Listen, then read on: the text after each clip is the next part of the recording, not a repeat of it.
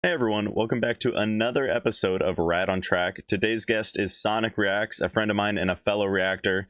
And if you're not familiar with what Rad on Track is, it is a podcast where I interview / talk to people that are somehow involved in the music industry, whether they be a reactor, an artist, whatever.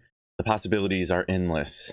Before we get into it, Sonic's channel is going to be linked in the description down below, so make sure to check out his channel. And then also as a side note, he said he plans on making some sleep token videos in the future.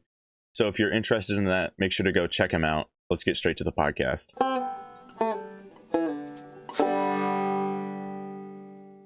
Dude, for some reason, like, I heard on the radio on the way back to my house this morning, it was over 3,000. Spring just started, man. I'm like, what the, what's going on? How's it over 3? But it's not bothering me at all because it's tree pollen. It could be 10,000. Now, I want to say if it's 10,000, it probably will, because that's just 10,000. That's a lot of pollen. But usually if it's tree pollen, it doesn't bother me that much. But I'm not looking forward to ragweed and grass, but it's March. That kicks in usually about the end of April, early May. But I've noticed if I take the Claritin and I think it's Flonase, if I take that, I'm usually okay. I just have to make sure I take it. So yeah, I'm wondering if the pollen count is what led to my headache the other day, because somebody brought that up to me and I never really thought about it, because I get some pretty bad headaches occasionally, but I don't know what they're from. Sometimes. So yeah. I'm wondering if that's what that is. And plus, I've always been a person that's just kind of always stuffy to some extent. And I don't know, in my head, I never thought about it being allergies until like the last couple of years. That's got to be what it is, because I like to live my life kind of stuffy, and I used to not. Well, I mean, it could be, but also like, have you always had sinus issues? That's another thing. Like, because I never really thought about it, I don't like. Yeah. I don't know if there could have been a lot of stuff that could have been attributed to that I never just realized. But also, though, I think I broke my nose a few years ago, so it could be that too. I mean, I help. Yeah, I don't know if that actually can have a discernible like effect, but I'm not sure, because like even now I feel like my nose is slightly crooked, because what I was doing is that in one of my old jobs, the floors were wet after I cleaned up the floors, and I was eating this ice cream sandwich, and I just slipped when I went to lean on something. Oh, no. It went straight down on my face. Blood was everywhere, and I'm like, right on your nose, like yeah, because I had like real like blood is like absolutely draining out of my nose, and I'm assuming it broke at that point in time, but I never went to the doctor to check. To get a check. Yeah. So that could be part of it too. Yeah, I think something like that. I think a lot of people are just like, oh, maybe I bruised it, or I cut it, and that's why it's bleeding. But it's like, it might be broken, but I don't know many people that actually, unless it's like excruciating pain, like it's throbbing, or like their whole head hurts, or like you said, like it's gushing blood and like it won't stop. I don't know many people that would actually go to the doctor to get that looked at to see if it is broken. I mean, I might, but I don't know. You're gonna be sitting there waiting for that. You're gonna be sitting there in the ER waiting room, waiting to be seen by a doctor, and blood's gushing out of your face. It's like, okay, people, he's got blood, just flowing out of his nose. Don't you think he should be like an emergency case? Get him in there, get him. Sometimes they just like they'll be so booked up they just can't get you in. I feel like the last couple times I've had to go to the hospital, I've had to wait for a while. There's just been lines and lines. It's crazy. I do not want to have to deal with that if I can help it. That's the thing, is I'm almost sometimes too cautious, I feel like, but accidents happen. I mean, shoot, I used to go roller skating on Monday nights, and I actually kind of want to get back into that. John actually reminded me about it, and I was like, oh yeah, I haven't been skating. Like, I've been focusing so much on my YouTube channel that I've kind of forgotten other activities I used to enjoy doing. Just I want to get it off the ground, and now it is where it is. So it's kind of like, okay, Scott, you don't have to, you don't have to focus as intently as you were when it first started. I've kind of got a rhythm and a routine going on with it. So now I'm thinking back to things I used to do, even if it's just once a week. And I used to go skating Monday nights. And he reminded me, and I was like, oh yeah, like I should clean my bearings and clean my skates and like pick a Monday night to go and just try to get back into it. The funny part is, like, one of the reasons why I hesitated doing it for a while is because, obviously they're playing music. And so in my head I'm thinking, oh crap, what if I hear a song that I wanted to react? What if I hear a song I wanted to react to? And I'm like, And for a while, that was actually a worry of mine. I thought it was kind of funny, but then I thought about it, like they're playing it so loud anyway that I can't tell what they're playing in the Also, first that place. stuff just kind of Usually. goes in and out when you're not actively trying to pay attention to it. Yeah. 'Cause, I mean, if I'm just skating around the rink and I'm having to pay attention to kids so they don't like slam into me, I'm at that point, I'm not listening to the music. It gets in the background. So, Yeah. I'm glad that but you brought us to reacting, because I got a oh, few topics for reacting. okay, go for it. What you All got? right. So first, this actually, I was just thinking about this today, and I was like, oh, I should probably ask him that. Where Okay. did you get your name?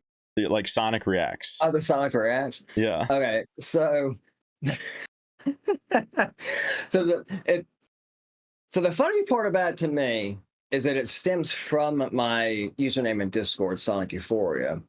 That one, ironically, I've never come up with a username faster in my entire life for an account. I was literally at our traffic light one day, and I was like, okay, I want to come up with a username for Discord because I had an account previously, but I couldn't remember the username. I couldn't remember the email password. I'm like, let me just start over because this is going to be based around my YouTube channel. So let me think about this. And I thought, well, okay, it's music reactions. So I love music. Okay, well, what is music made from?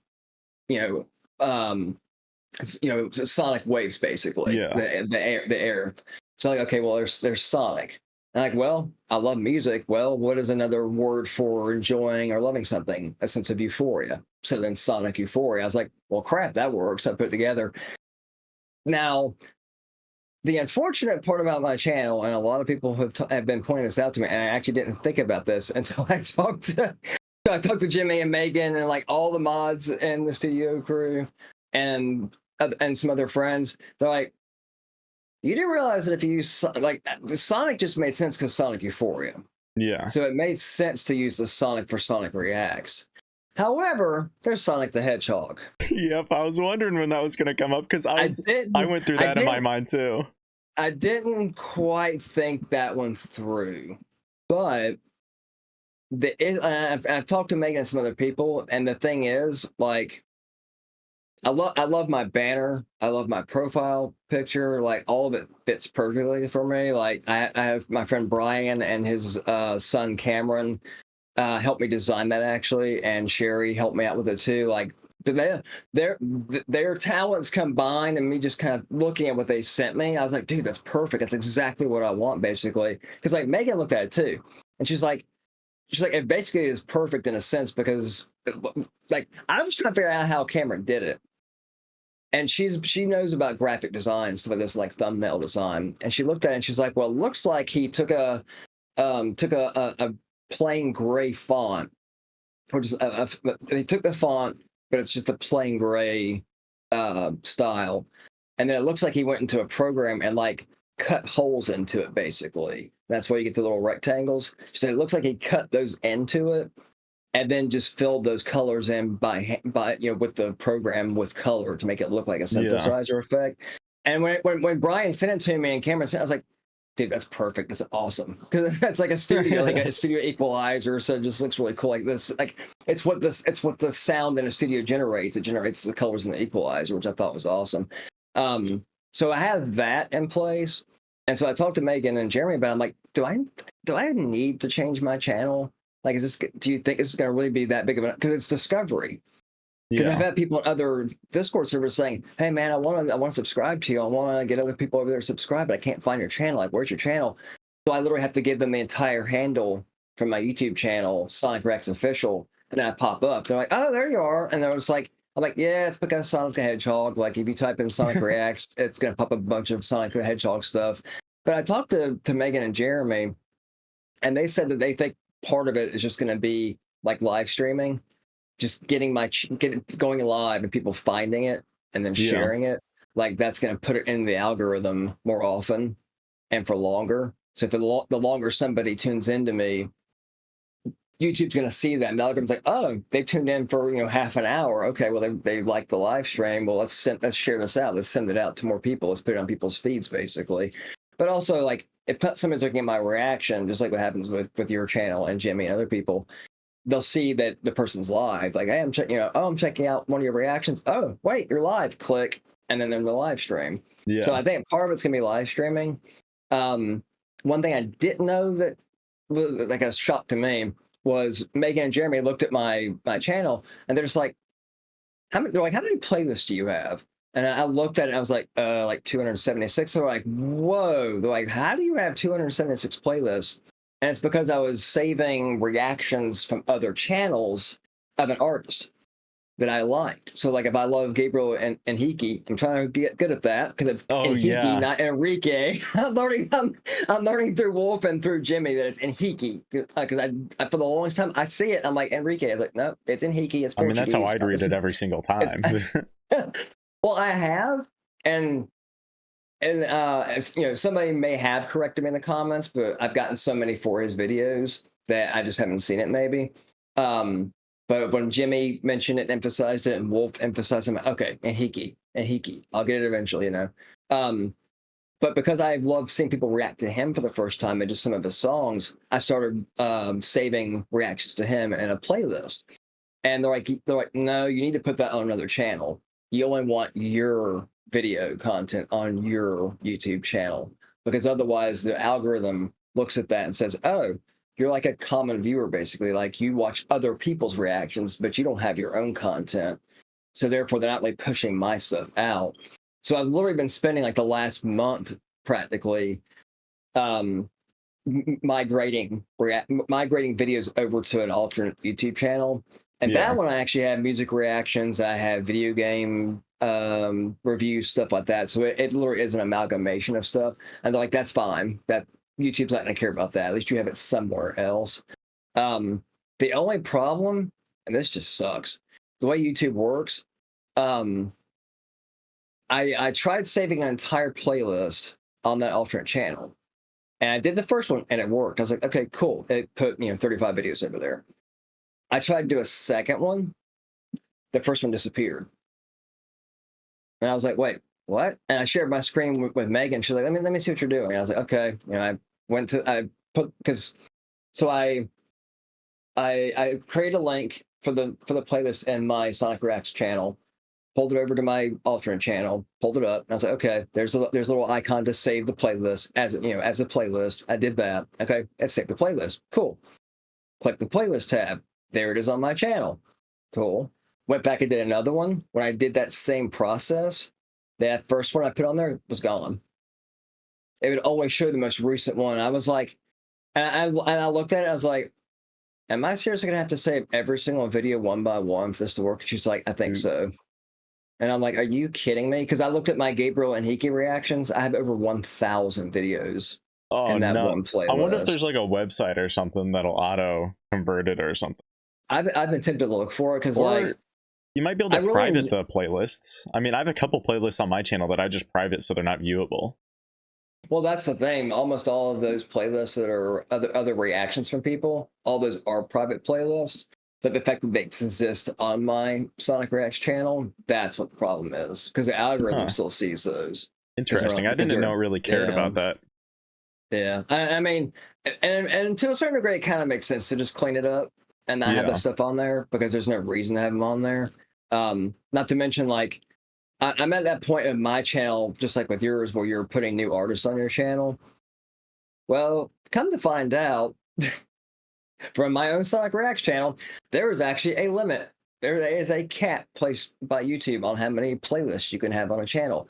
How do I know this? How do I know this? Because I've reached it. There's actually a cap. You've reached the limit? I've actually reached the cap before, and so I had to start deleting playlists so that when I added a new artist on the channel, they could actually have a playlist. What is the limit? I think it's 500. It's either 300 or 5. It must be 300 because it must be 300 because I had when Megan and Jeremy were talking to me, I had 276, and I had actually gone and deleted some playlists so that I could make room for new artists. I can also tell you there's a limit to how many videos you can save on a playlist because I've reached that. That's 5,000. Oh no, that makes sense because with my bandmade videos, I saw that they were getting added to playlists, and it'd be like multiple different playlists, and it seemed like they'd like label them by number, each playlist. So I realized that they were adding so many. I didn't know what the limit was, but I knew that there had to have been a limit of some sort. Well, like you get a notification on your phone, at least on mine, and it says, I forget what all three options are, but the one on the bottom right corner is watch later. So you have a built-in watch later playlist on YouTube. And so if I see a reactor, I'm like, oh, man, like if I see Gabriel's released a brand new video random Thursday night, I want to react to it. So I'll click really quickly on watch later. Well, that builds up really quickly because then I can see one from Chakra Khan, or I see one from Dimash, or I see one from Syncopated, or all these artists that I love reacting to. The warning, they just start popping up on my channel. Like, crap, watch later to remind me to react to them later. But all that adds up over time. And so is that how you usually like find videos to react to? You just kind of stumble upon them? It's so weird. Like Jimmy asked me that because I did a priority request on his channel. One of his last live streams for Mo Yun. I don't know if you've heard of her, Moyun. No, so she uses this traditional Chinese instrument called a Guzeng. Yes, I've been wanting to buy one of those recently. Guzheng, I think. Yeah, so those things are sick. He had never seen her play Thunderstruck on that, and I knew he was going to be blown away by it. I knew that the people in the live stream were going to be blown away by it. I was like, I got to request this because like I've watched it. I can't do reaction. Oh, I could do reaction, but I've seen it so many times. I can still get my commentary. But he was blown away. That is one of those.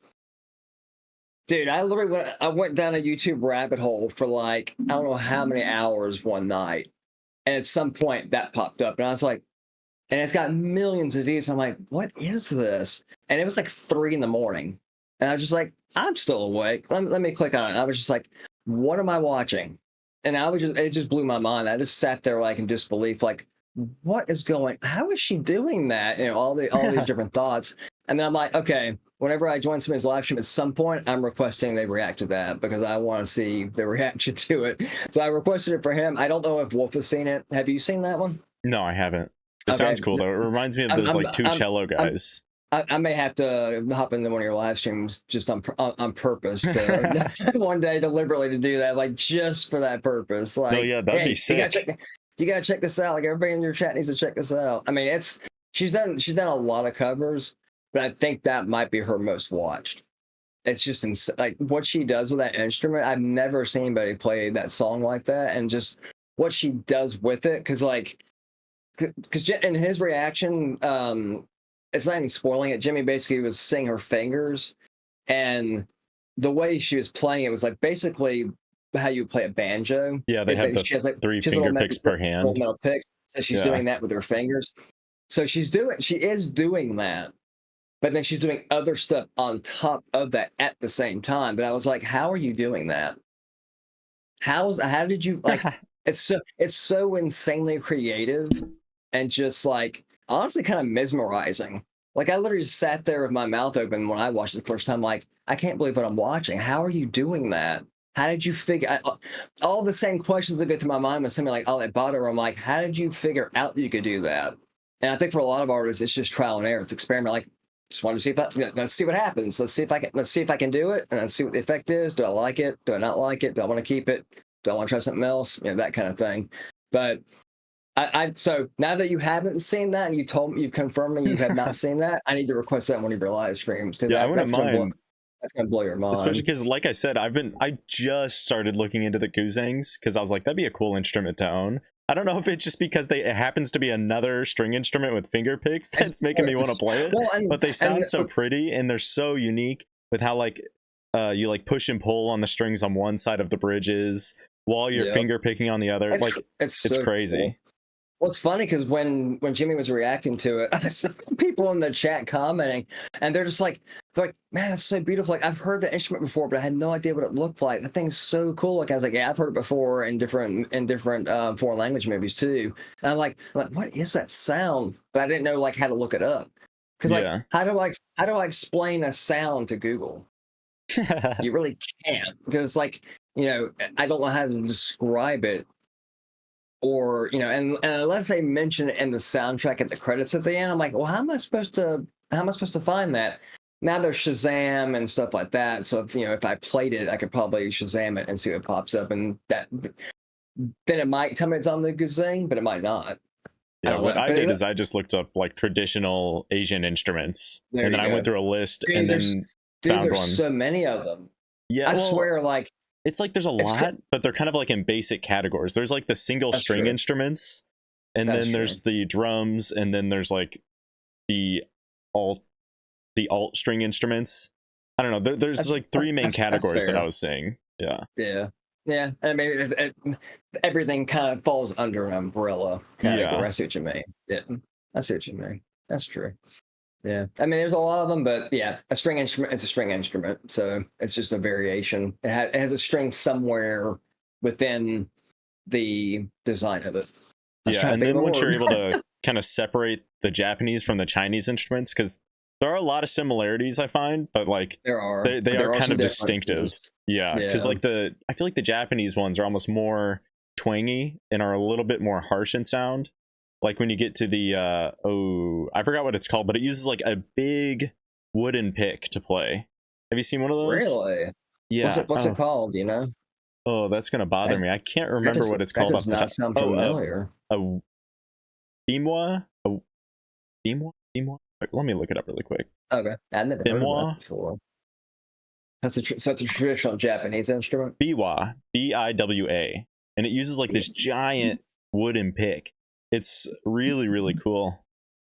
Because I got BIW. interested in that because in Demon Oh, Slayer, pear-shaped printed plug. Okay, I have seen one of those. I didn't know that's what it was called. yeah, Yeah, those things are cool. yeah. I would like I to get lo- one of those, but I was trying to figure out how easy it'd be to learn, and there's like no information on those. So I was like, maybe I don't touch those because there's no way I'm gonna figure it out on my own. I mean, there's probably YouTube stuff. I mean, there's YouTube stuff for everything. I would think there is. Maybe I, not though. I don't I know. think a I lot mean, of it is in Japanese, which is oh, a little bit of a problem. it's like if you don't know Japanese, you're gonna be out of luck. Yeah, that's a fair point. Yeah. Yeah. Oh yeah. So what got you into doing YouTube? Like, was there anything that initially sparked your interest in it? I mean, really, it started back in college. It because music reactions didn't really become a thing until YouTube started up, and I went to college in 2004. That's when I started. I think YouTube was around 96. I I I think it think. started in 2005, if I'm not Or was it mistaken. 2005? Okay. So Yeah. I'd been in college for roughly a year before it started up. And basically, my friends and I just noticed that there were music videos out there. Like, oh, cool, this artist, I've heard this song by this artist. I had no idea they ever did a music video to this song. That's actually really cool. And I don't even know when it happened, but like at some point, I think my friends and I were just hanging out one weekend and we were just binge watching music videos and we were just talking about them. And at some point, I think I either heard about music reactions were out there or I just thought about reacting to music videos. And I was like, dude, it'd be kind of cool to like react to music videos. Like, that'd be kind of cool. But in my head, I thought, well, who's going to want to watch me or listen to me Yeah. react to a music video? You know? And one of my friends who was hanging out with me was like, dude, I would. And I'm like, are you sure? Are you serious? Like, hey, like, record one. I didn't know anything about it. Never heard of OBS. Didn't know anything about the tech behind it, how to set up the recording side of things. Dude, I was terrified about getting in front of the camera. Like, I don't know if you can see it. I don't know if anybody can see it, but that first reaction video I have on my channel of Ren, I was like shaking almost the entire time. I was so incredibly nervous. I didn't know what I was doing. Like I think I've gone back and watched that one time just to compare what that was like to my most recent one on my channel now, just to see the difference. And it's like night and day. It's like night and day. It's insane to me to go back over a year ago and look at it like that was my first reaction. And I was like, I know how terrified I was. I was looking at the button on OBS, where it says start recording. I had my finger over the mouse, and I'm just like, am I ready? Like, let's click it. And I probably did that introduction a dozen times before I actually, that one you see recorded, that's probably like the 12th or 13th or 14th take. Like, I messed that intro up so many times because I didn't know what I wanted to say. And like, I was afraid I was going to, I was afraid I was going to forget a piece of information that I wanted to include in there, and I was going to miss something that I wanted to talk about. But at the same time, I kept reminding myself that, hey, it's your first reaction, Scott. It's not going to be perfect. There's Yeah. no such thing as a perfect reaction. I had So to do the same thing. just go with it basically. And it was something like they like it's so funny you asked me that because I actually have a folder on my hard drive.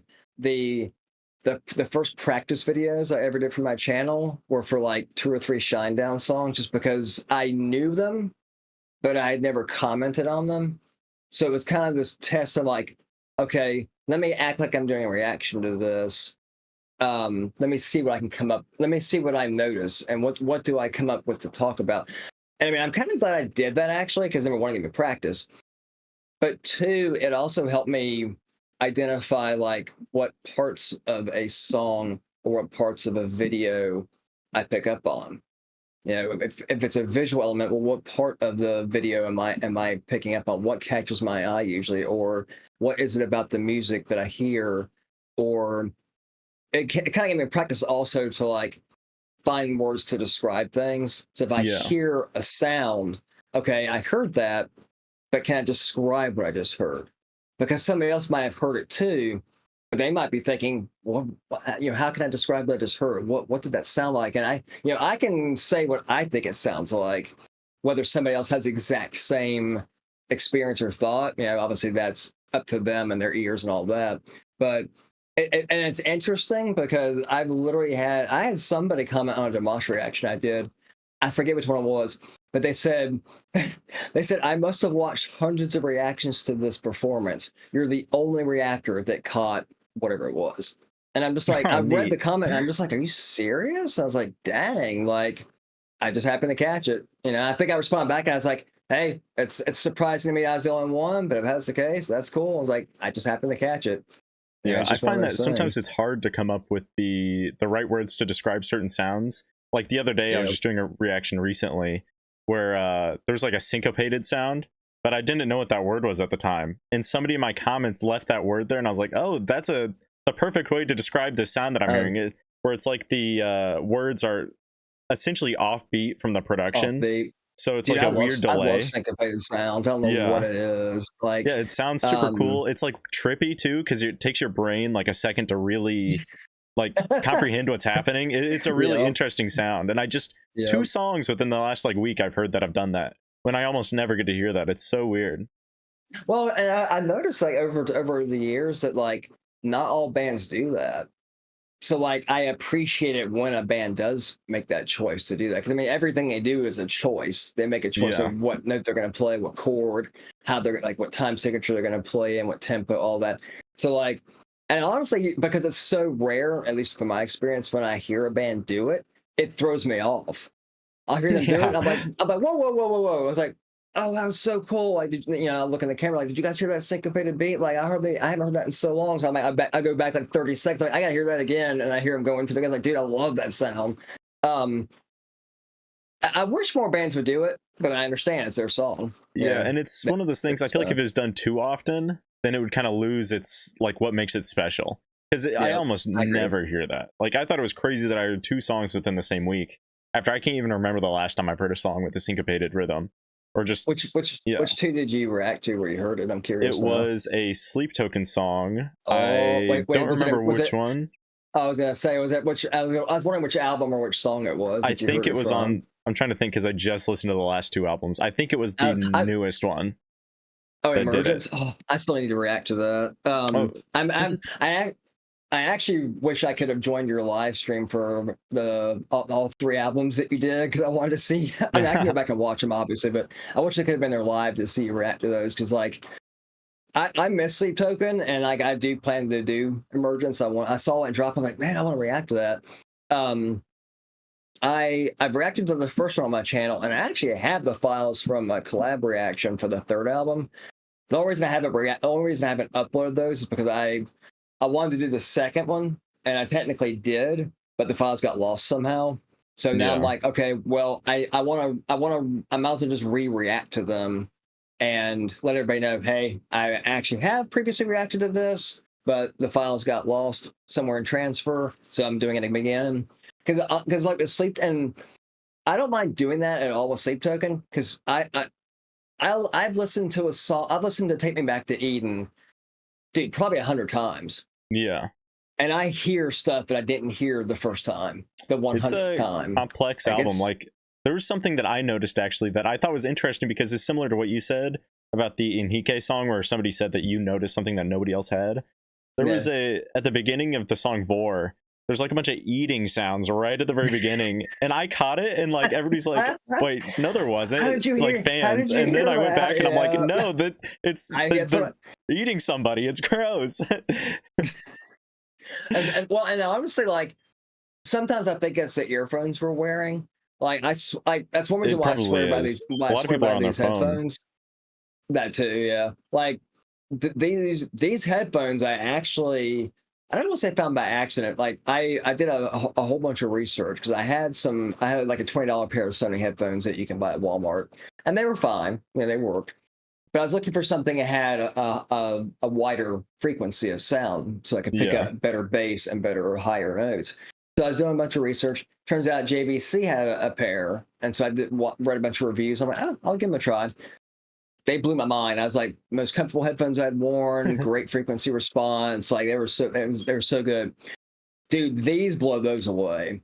These I couldn't even believe this. These are Soundcore by Anchor. They're the Life Q20 model. Frequency range is 8 hertz to 40 kilohertz. So it's an insane range. The only kind of headphones you usually see with that are Bose headphones, and those are usually like $300+. Dude, these were $50. Nice.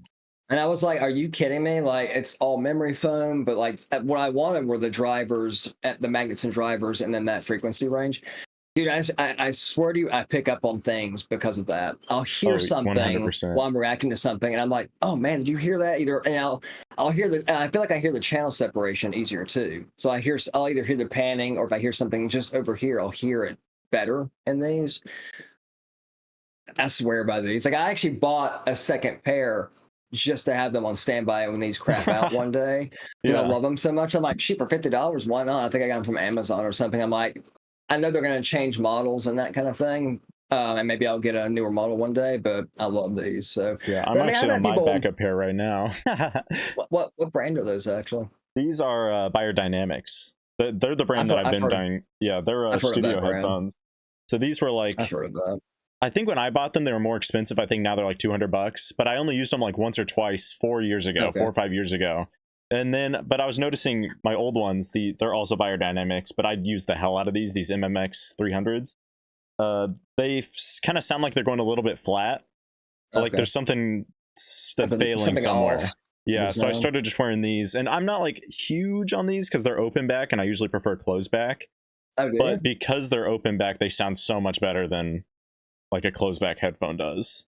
How like what is the do you know what the engineering or tech behind that is? Like why open? I've never owned open back headphones before. I always had closed. Like what difference do you hear, or what do you know to be like the difference between the two? From what I understand, it's essentially because closed back, they have to deal with the echoing within the headphones since there's nowhere for the sound to escape to. So Gotcha, because they have to deal with that, a lot of companies don't deal with it properly. So if you want something that it's weird because you can get open back headphones from what I've read for like half the price, but same or better sound quality than something that would be double the price of those if they're closed back. Because closed back companies just don't quite deal with the closed nature of the headphones as well. Because the open back it's a lot more of a natural sound, so they don't have to like harp on trying to get it just right. Yeah. I feel like I need to try it. I've never even tried a pair. Excuse me. I've never even tried a pair of open back. I feel like I owe it to myself to just at least try a pair and see what the sound difference is. Yeah. My main issue is that like I can hear my computer, the fans, like there's a lot of traffic outside my house, so I'll hear the cars a lot easier.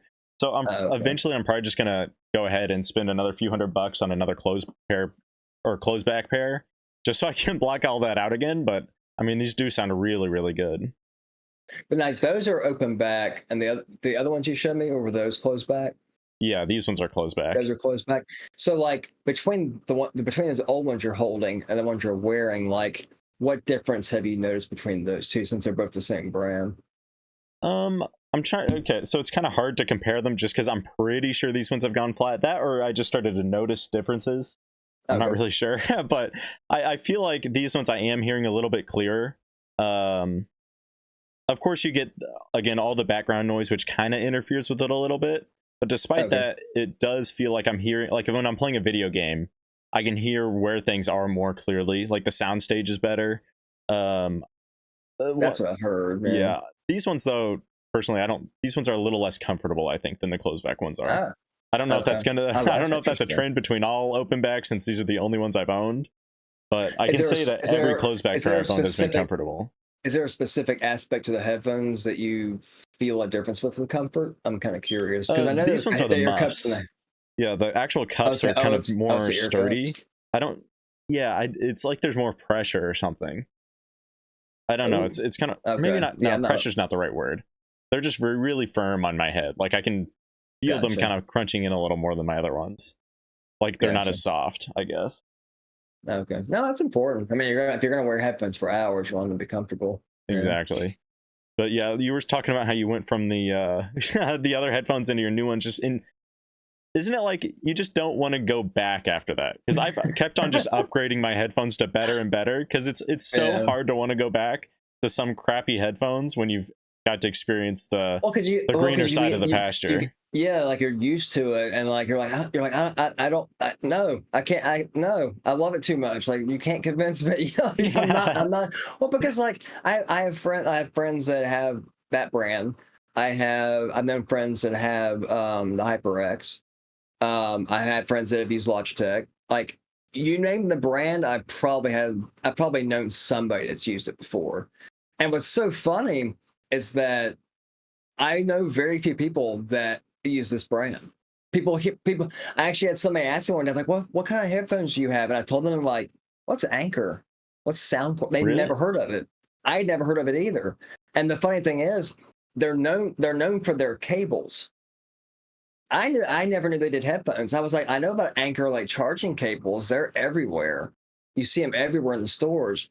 Didn't know they did headphones. And then I Yeah, I looked only into knew them that like, they did dang, speakers. like I you hadn't guys heard of their and headphones. like you guys do really good headphones too. Like one thing I found out is that they're one of the few brands of headphones that actually have the high res audio certification. Like it's only given to like high end audio equipment that has to meet like Really? a strict criteria, I've never actually which I heard thought of was that cert interesting. before. Because like I don't even know if Bose has and they're like usually top of the line. Yeah, that does remind me. I do have a pair of Bose too. Those are pretty nice. I think they're overpriced, but it's like you're That's what getting I've heard a lot of people a say. solid product.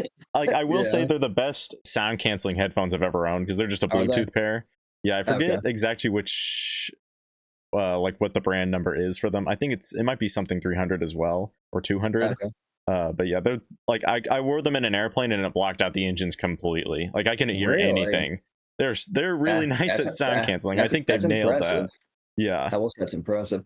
Yeah, I think the New York Times there was a Wirecutter article for like their best noise canceling headphones of 2024, and the Bose Quiet Comfort came up on top. I mean, yeah, they're like $300 to $400, but Yeah, it's a they pretty said in the penny. article they're expensive, but if you have to add noise canceling, like the best noise canceling possible, like if you travel on a plane a lot, they're like you cannot beat that brand and that model. Period. Like Yeah, and I've been able to there's wear no them for better years there's and no they're brand or still model kicking. that's better. So I'm Yeah. like, they basically are like they're like it's worth every penny. Yes, they're expensive, but if that's what you need, it's worth every penny. You get what you pay for with them. I don't need that, so $50 Yeah. headphones. These do what I need them to do. So, but I thought about trying other brands because you never know unless you try them. So for all I know, I might find a HyperX, model that works just as well as these and might be more comfortable. I don't know, but at the same time, if it ain't broke, you know, Yeah. I have a why problem where why I feel like I just always want the best possible thing I can at that point in time. Like of No, I can course understand though. there's parameters. Like of course I can't spend like $800 on a pair of headphones, but Yeah. I always do just want to get the best I can, especially now though, since it's part of what I do on a normal basis. Well, Listen to yeah, music. I need that's the good thing. ones. Like, and that was one of the reasons why I did so much research because number one, I love music, and I want to be able to hear as much of the sound stage, and I want to be able to hear as many frequencies as I possibly can. And part of that for me is just because I was in band for 7 years. I played flute in middle school and high school, and as a marching band for 4 of those years in high school. So I know I lost some hearing. Like it's one it's one of those things like John plays bassoon and contrabassoon, so he sits right in front of the trombone, so they're blaring in his ear whenever they're playing. And in a gymnasium, it's nothing but concrete. During a pep rally, you're hearing drums do rim shots like as hard as they can, like literally like 20 feet behind you. I'm like, there's like hearing them hit it, and it's bouncing off the walls constantly. Like, there's no way I'm not losing some hearing from that. So I Yeah. figure I might as well get headphones that give me the widest range possible. I mean, I notice a difference. Like when I think about those Sonys, what they sounded like. Most headphones that I notice are 20 hertz to 20 kilohertz. Like that's the normal range typically. You have to do research and like go out of your way to find headphones that have a different range than that. Dude, I had to dig and dig and dig and dig and dig some more. Like I probably did 6 months of research on headphones before I found these because I was determined to try to find. I was determined to find a pair that was economical, but they would also give me the biggest bang for my buck. So I'm like, okay, I want them to be comfortable, so I want memory foam. Uh, I want at least a 40 millimeter driver, magnet. But like, what frequency range can I find? And when I saw these, and I'm like, wait, high res audio. Did research on that. Found out what that's about. I'm like, oh, okay, that's actually really useful. Because it's really strict criteria it has to meet for it to actually get that designation. But then when I saw these had that, but then when I did the research and found that 8 to 40 kilohertz, I'm like, dude, seriously? Like Bose is like the only other brand that can achieve that. I think Sennheiser might, but they're expensive too. So with everything just kind of came together. It's like, holy crap, I found memory foam, $50, high res audio, and that frequency range, like done, sold. And like Yeah. there was a break-in period. Like when I first got these, for the first week, maybe, I was seriously beginning to wonder if I wanted to keep them or not. Something just sounded off. And I realized I had been using the JVCs, so I was used to how those sounded, and those had been broken in for years. So I kept telling myself, okay, just give them some time. Like every article I read about headphones said, give headphones at least about 1 to 2 weeks for a break-in period, and because you have to use them for so many hours overall for it to break the headphones down.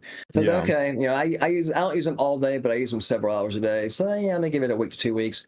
Dude, once they broke in, I couldn't even believe it. I was like, damn, like, this is what I've been missing. I was hearing stuff. I would go back and listen to music that I love, that I've been listening to for years. I go back and listen to it. I'm like, I've never heard that before. I was literally hearing things in the song that I'd never heard before because of these headphones. Dude, what blew my mind, I don't know if you did. Do you know one of the special unique things about the song Bohemian Rhapsody from Queen? What? I'm wondering if you know this.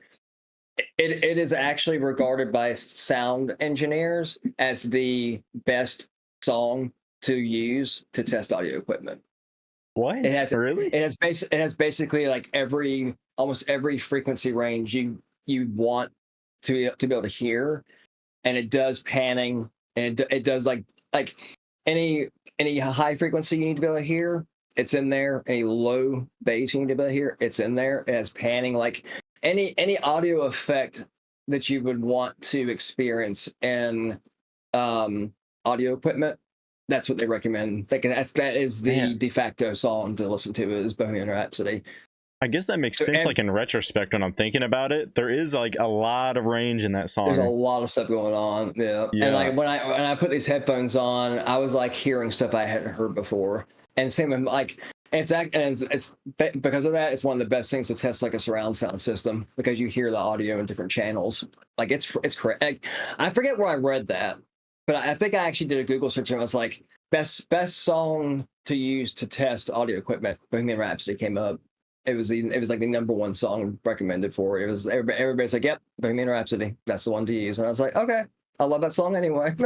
Yeah, But I that's never. It's like interesting. the things you learn from doing like random research. Because I wanted to. I figured if I'm going to test it, I might as well test it once and use the best song out there to do it. But Yeah. I didn't know it was that one. And I was like, hey, it's a classic in more ways than one, and for more Right than under one your nose reason. the whole So, time. yeah, I've been listening to it for years. So. But random fact for you and everybody out there. Yeah, that is a you, fun fact. I never would have known that if you didn't say that. There's no way I ever would have I, stumbled upon that. Yep, I didn't know it, so there you go. have you ever heard of those like 8D soundtracks or songs? 8D. Yeah, what they do, it's kind of stupid, and a lot of people really hate it.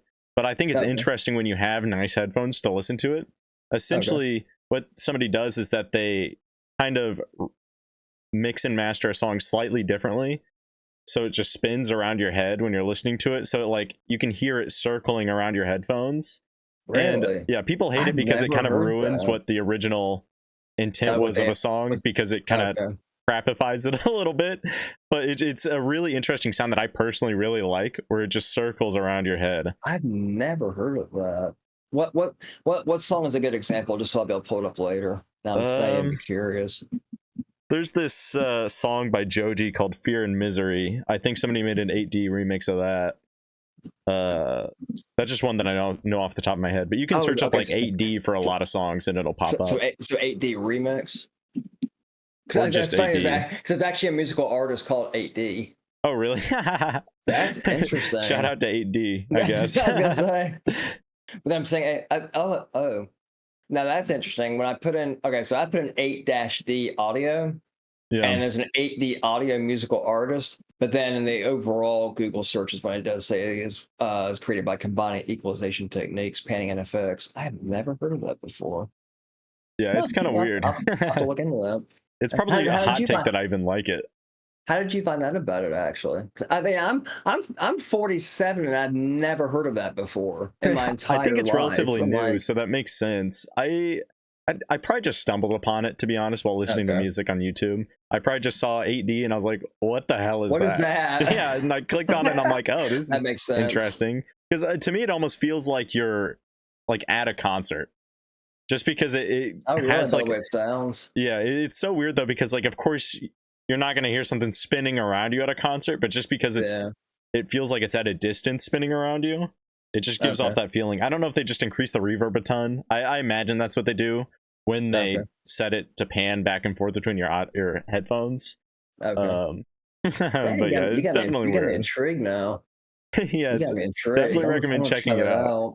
Because like when you're saying But, testing like surround sound and stuff, that's the first thing that went into my head, is like, oh, that'd be That a was cool way 8D to test audio. it. I don't know if it'd be Dude, good for all the individual frequencies, but at least to hear it go around on all sides.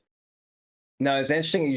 Now that you introduced me to 8D audio, now I actually want to see if there's an 8D audio version of Bohemian Rhapsody just to see what it Okay, sounds now like. I gotta look that up right now. There's Now that we're talking about it, it's like, 8D. is there an 8D audio version of Bohemian Rhapsody? Bohemian Rhapsody. I found 12D. I don't know what that means. 12D. Oh, there's 8D goodness. too. There actually is an 8D audio of Bohemian Rhapsody. Well, that's good to know. I'll have to check that out later. I'll have to check it out. Yeah, dang. The things you find. Man, I'm Dude, excited to get into 12D. It's so interesting. But we talk about YouTube and like rabbit holes and just like random discoveries. I was in this like ridiculous rabbit hole one night, like a week or so ago. And I think it started like dinner at 7 or 8 o'clock at night. Discord was just kind of dead. No one was really talking. I was like, okay, well, let me do my own thing. Let me check email. Let me look at YouTube videos, because I've been trying to redesign my reaction kind of setup. And with Megan and Megsy, shout out to them, with them helping me the spreadsheet designs. John also helped me out, kind of refine them too. I basically have like a workbook, so I have one spreadsheet that has like all the ones I already have reacted to on my channel. Then I have videos that are all Christmas themed, because, well, there's always a crap ton of those every year, so might as well have them on their own spreadsheet. But then I have one that's potential reactions. So I have everything on one sheet. So if I find something I want to add, I can just add it in there and sort it and filter it and everything. I think it's gonna help me a lot, and that's one thing I've been working on when I haven't been doing my reactions yet. Is I've been trying to finalize that, fine tune it, and get used to how it works, so that when I do start reactions, I already have a rhythm going with it. I already have a system down, and I'll be able. It'll be more user friendly, but also just more efficient. Yeah. Because one thing John showed me that I didn't think about was he created like different columns. So like, first column is when the song's been recorded. Next one's when it's been edited. third is uploaded, and then the fourth is going to have a thumbnail done for it. So it's basically like funny enough, like a computer. It's basically like a progress bar, basically. Oh yeah. Which works out really well. And he showed me, let's say I would do 15 reactions. Well, all those will be under recorded. But what I can do is filter all of the reactions on that spreadsheet for just the ones that have been recorded. So all those will pop up. And then as I do the other steps, I can just fill those in. And that's going to help a lot because if I did, 12, 15 reactions, like I'm not going to want to like search for this spreadsheet, scroll up and down to find them. He's like, no, don't do that. Just filter by that column. You're done. It'll pop up just those. And then you just go through them and fill in the square as you do each step. And then you're done. I'm like, that makes it so much easier. Yeah. The closest I got to that is with my live reactions, I use a Google form which directly puts everything into a spreadsheet when people request things. And then I just mark things off with red when I get to them. Although it's like I have to separate it by day. So all of them are separated by day when they're doing it. That makes sense. I wish I did it a lot sooner, though, because I only have like not even a year's worth for that. Well, see, this is stuff I didn't think of. And like Megan and Megsy, they're the ones who came up with the spreadsheet thing. Like I thought about it. And John had helped me out with it too. And we like the three of us kind of worked together to kind of refine it. And I added the Christmas theme spreadsheet because I'm like, well, when I went into my YouTube studio, I had an entire playlist of just Christmas themed songs, and it was like 500 or 600. I mean, those were reactions to them, but by putting them in a playlist, I could see what the artist and song is, and just add them in that Christmas themed spreadsheet under the artist and title, and then eventually, when Christmas comes around, I can start reacting to them and just figure out what I want to do. Yeah. But no, I'm glad I did the spreadsheets now, like you're talking about, just like at the live stream, because I already have like 400 and something videos. Dude, I'm gonna end up having like probably over 1,000 at some point, and they're new artists I want to put on there. So when I'm looking at my channel, I'm just like, man, I'm glad I thought about this now because I would be having a headache, 6 months from now when I have even more on my channel. And I was just trying to find something that was user friendly and not going to give me a headache because I was using like Word documents and stuff, and Megan and Megsy and John were just like, use a spreadsheet. It's like even if you don't like them, and I'm not the biggest fan of spreadsheets, but some things they're just the best document format to use. I've warmed up to them recently. kind of like whether somebody likes it or not. Spreadsheets exist for a reason. Yeah, they are the de facto tool for certain things, and really, it's just like the filtering is probably the best part about it because I didn't even think about that. Because like John used spreadsheets for 35 years at Bank of America, so he was like a master at like knowing where everything was in Excel and like setting it all up. Because he was like, yeah, like let's say you go down a rabbit hole one night for a couple of hours and you find a bunch of Gabriel and Angelina and all these artists you have on your channel, you find more videos of theirs. But then let's say you come across Baby Metal and Bandmade and Electric Callboy and like, oh, I've never heard of that artist before. And then you go look them up, like, oh crap, I got 50 million views on that video. Like I might want to react to that. I can just add them all at the bottom and then just easily highlight everything and then just sort by A to Z. And then they're in there. So I don't have to worry about it. The part I hadn't thought about with filtering and sorting was like a date. Because for me, I want to know out of what I have, like what's the oldest video in that set of videos from that artist, and then what's the newest stuff they've released. So if I want to go back in time, I can. And that's when John's like, easy, just highlight that one section and sort it. It'll flip everything by the date. So yeah, it is perfect for that. I'm slowly but surely getting there. I'm like you, like I was kind of resistant at first, but then when I kind of looked at it and played around with it, I'm like, yeah, this is probably the best way to do it. I'm not a huge fan of spreadsheets, but damn it, I'll do it. I must. I think this actually might work better. I need to get used to it because I was so used to the old way I was doing it. And Megan, Megsy, and John were all like, yeah, you were used to it, but it wasn't the most efficient way to do it. Like we helped you find a much better way. So I think once I get used to it, I'll probably appreciate it more. Oh, for sure. You mind if I use the restroom really quick? Go for it. All right, cool. I will be right back. Don't tie yourself to the chair for me. All right, I'm back. Look, I'm back. No, the beauty of this not being a live stream is that we can do whatever we need to do. Take Exactly. breaks. Yeah, I drank 2 cups of coffee today. So that mixed with this. So I started doing this thing where I just make a giant jug of decaf tea. Saw that. So this is all just decaf tea in here. Dude, this is 3 glasses of water. This is 24 ounces. I look at yours and I'm like, dear God, man. Like... Yeah, it's a whole gallon. But it's been nice, and I just add just barely enough sugar, so it's like kind of good. There you go. That's what I have to worry about. Well, I have to worry about caffeine and sugar. Like I noticed really early in my life that okay, so my mother, her hard cutoff for caffeine was 5, and that's not always genetic. So I thought, okay, well, let me test my body a little bit, and let me just kind of figure out where mine might be. Yeah, mine's pretty much 5. If I drink anything, if I drink any caffeine past that, I'm like up all night. 500 or 5 milligrams? Oh, sorry. I'm sorry. Sorry, I'm talking about the time of day, 5 p.m. Oh, okay. Sorry. I was like, 5 milligrams is nothing. He's got to be saying 500, but then 400 is like the limit before people die. So I was like, oh, what is this number? Yeah, sorry about that. I should have been more specific. You're good. Yeah, because I just realized that I was saying hard cutoff and then I was saying 5. I didn't even think about that. No, like. Well, but actually, on those same lines, like I noticed that I can't. Well, I could. I can technically drink more than 2 cups of coffee, but even with 2 cups, like I'm doing this. Like I'm kind of jittery and shaky. 3 cups, it's like all over. Like I'm doing this. Like I'm shaking at 3 cups. I know that's like too much caffeine.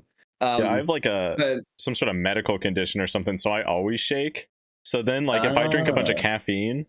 Like, it's funny because I'll be playing like something like Siege, and in the final kill cam, if it was me that got it, people either think I'm cheating or they'll just be like thinking I'm scared out of my mind because my mouse will literally be flying all over the screen. So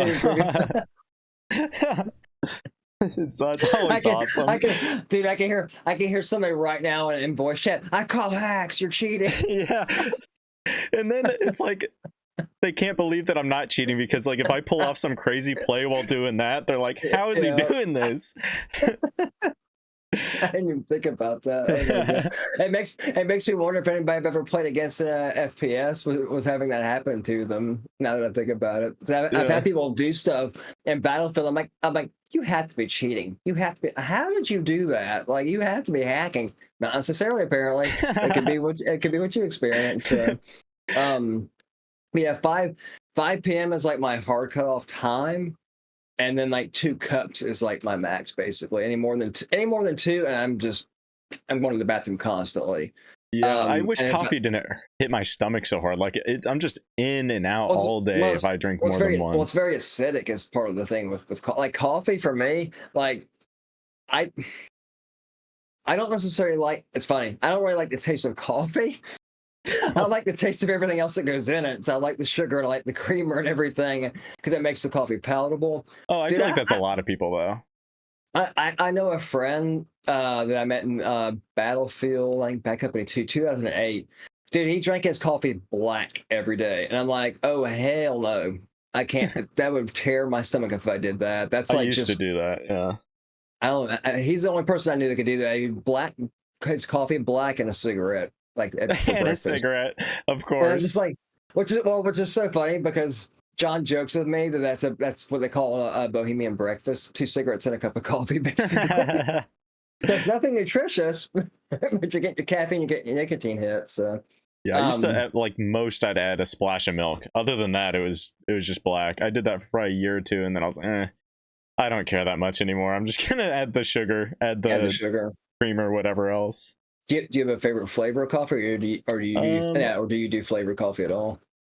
So I have these K cups. It's a Cinnabon K cup. They're super good. Oh, so like those ones are pretty easy to drink. Like it's still black coffee if you're drinking it black, but there's like that hint of cinnamon, so it's kind of like it's still palatable for being black coffee. Dude, my all-time favorite flavor John gives me so much crap for it because he hates the smell of it, but he loves how it tastes.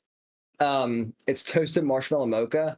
I shit you not, brother. It tastes like s'mores. Wait, what brand is that? I think it's Green Mountain, but I'm not totally sure. Is it a K cup then, or is it like It's a K cup? Yeah. Let me write that down really quick because I might have to get those because that sounds delicious. Because we get Snickers, we get Milky Way, we get Twix, we get like brown sugar. We get a sugar cookie. One is brown sugar, I think cinnamon, something like that. Dude, but it's an orange label, and it's toasted marshmallow mocha. Oh, wow. I can literally drink that flavor every single day, and I almost do. Like he pokes so much fun at me for that. He's just like, "That's all you drink because it's s'mores in a cup." That's why. Who could blame a man for wanting to drink s'mores in a cup? And I kind of understand why he jokes with me because I love chocolate, like love chocolate, and so almost all the flavors of coffee that we get from either Keurig at the store, of course, are chocolate flavored in some way. He's not the biggest fan of chocolate. He likes it, but he likes other flavors too. So he'll get the other stuff like blueberry and what was there? Was one was blueberry. He got something else. One was like a cream puff. And I tried. It was vanilla cream puff, and I thought it was gonna be good because I actually like vanilla cream puffs. It had this weird, funky aftertaste to it. Like whatever they tried to use for the cream taste, I would taste the vanilla. I'm like, okay, that tastes good. Oh, what's that aftertaste I'm tasting? I'm like, oh god, is that what they use for the cream flavoring? Like that does not taste good at all. Ew. We stopped. So we stopped using. We drank it and then we stopped getting it after that. He's like, yeah, we're not getting that one anymore. So we've been experimenting and going through the Keurig catalog and then looking what they have in the grocery stores to try different flavors. But my toasted marshmallow mocha is my all-time favorite, followed very closely by Snickers. It's hard to beat Snickers flavored coffee. That It's sounds just so good. Have you had Death Wish coffee? No, what is that? I never heard of that. It's like it is really, really high in caffeine, so you might not want it, but it's just that's essentially its shtick is that it's like really nice coffee, but it's really high in caffeine. Is it like 300 milligrams or something in a cake? It's a ton of caffeine, but they taste really, really good. There's a blueberry one. I don't really like the blueberry one that much, but it has a nice smell. But there's one specifically called Valhalla Java. I think it's Valhalla Java or something. That one. If you're willing to deal with the high milligrams, it tastes fantastic. It's probably my second favorite behind the Cinnabon. What does it taste like? I don't even, just kind of like normal coffee, but better. I don't know. It's good though. Higher quality coffee. Yeah, essentially. I enjoy using. I kind of alternate. Like if there's a day when I need to be hyper focused, I need to get a lot done, then I'll use a serving of the Rogue Energy. But if it's a day where I could just be kind of chill, relax, like don't do anything super important, or it's like gonna be a really busy day, then I'll probably drink a cup of coffee because I don't have to be super alert and super energized. But I'll admit, like the Rogue Energy, I guess it has just the right amount of caffeine for me because it's basically 2 cups of coffee, give or take. But when it has, and they say natural caffeine, I don't exactly know what that means. Like I thought even a lot of that stuff that they say is healthy is just run-of-the-mill energy drink things that they just highlight. Yeah, well, and I wondered that about this, but I will say that, like for me, it's probably the most effective energy drink I've ever used. But it also I do actually kind of feel better when I'm using it. But it's funny because like, especially if it's a day where I'm like, if I wake up one morning and I'm already energized, I'm like, yeah, dude, I'm gonna do some reactions today. I want to get some stuff done. I'll drink some Rogue Energy and I'm good to go. I'm like, yeah, let's do it. No sponsorship. Yeah, I had to cut energy drinks out for a while. I went cold turkey because I was just feeling so bad. Yeah, because to me, I got super addicted to them. What were you drinking? I was kind of a mix of things, but it was a mix between G Fuel, Ghost. Okay. Those are my go-tos. There's definitely VA Energy and never had that one. Red Bulls. I was drinking a lot of those. Like it wasn't daily, but it was like 2 or 3 a week. And I just I was getting it. Just I don't know. I was continually feeling worse and worse and worse, and I just cut them off cold turkey. But then I kind of brought them back, but now I'm actually regulating them. Like I bought a 12-pack back in I think January or February, and I only just now got through it. So I've cut them back quite a bit. Were you drinking all of them at the same time, or just like how were you drinking them? Like Okay, just like whichever ones I had on hand. were you okay? Like you were switching off or alternating between them? Yeah. The only issue I have is that I hate when they have more than 150 milligrams of caffeine in them, because like those things I think are they 200 or two? They're somewhere at least 200 or higher. And as soon as it gets to those levels is when I really start feeling bad, like it's just too much at once. I mean, that's the key, like, and that's where I won't say skeptical, but I was cautious when it came to the Rogue Energy, um, because okay, so when I was in college, well, first of all, I was kind of an idiot because I didn't go to the dentist, and I still can't believe I didn't do that. For 6 years, I didn't go to the dentist, and I went to the dentist when I got out, when I graduated, and I was like, you gotta be kidding me. I know I've been here at least once. And he's like, no, our records show you haven't been here in 6 years. And I'm like, you got so yeah, I learned my lesson with that. Go to the dentist. Go to the dentist, Joel. take care of yourself. Take care of your teeth. Your mouth and your body will thank you for it.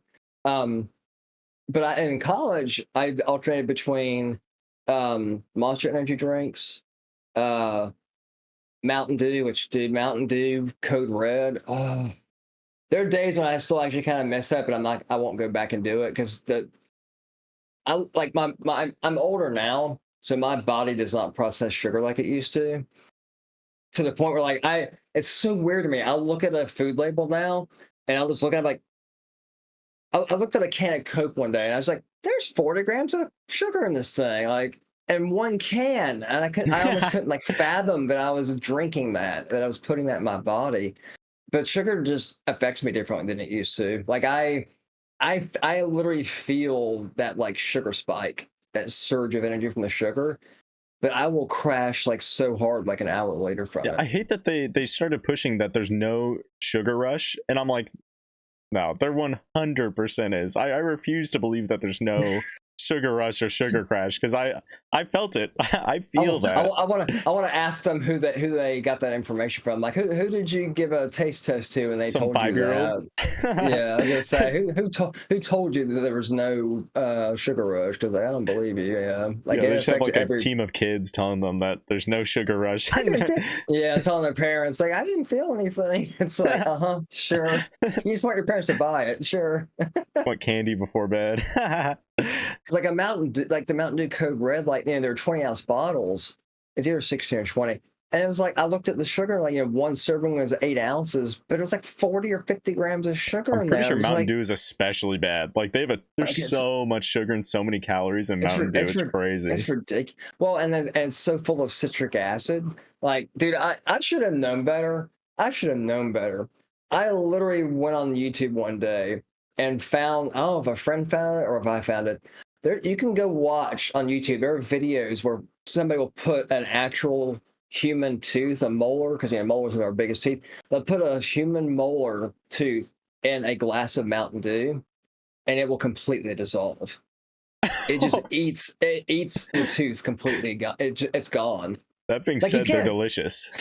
like you can't. I mean, if you wanted to, you could sit there and watch it. But they basically do a time lapse video. Yeah. And I forget how many hours it takes, but it's within 24 hours, if not less. The whole tooth's gone. It's just insane. And they're like, there you go, folks. There's your incentive to go to the dentist.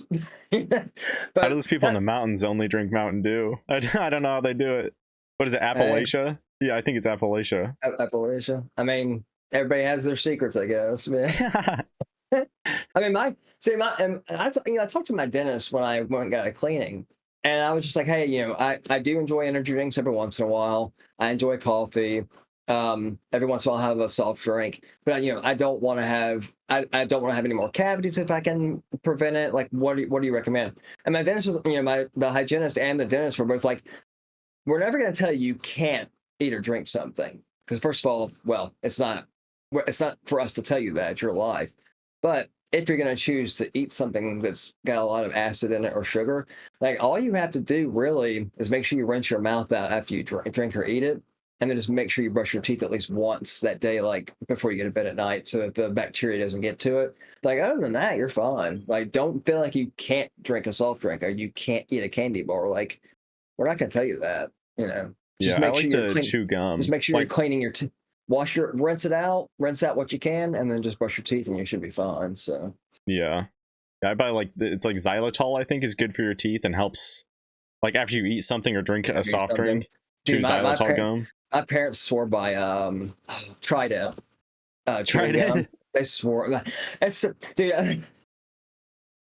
I look back at my life, and I look back when I was younger, and I was like, man, I had some questionable habits. My parents would be eating, they would be chewing on Trident.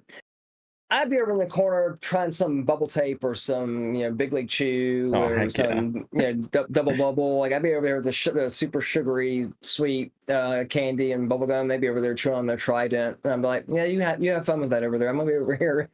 I'm gonna be over here with all the sugar. I mean, bubble Enjoying tape's the this. goat. Dude, bubble. What was it? What was your favorite flavor of bubble tape? Now I have to ask you that. There's multiple flavors. I've only had the pink one. You never. Oh, brother, you were missing out, dude. The pink is like the basic flavor. There's a grape. I believe there's a cherry, and I think there might be a strawberry. Dude, the grape is the shit. I Oh, swear by the grape flavor bubble tape. It is so good. I don't know if they man. even. See, here's the problem. I don't know if they still sell it.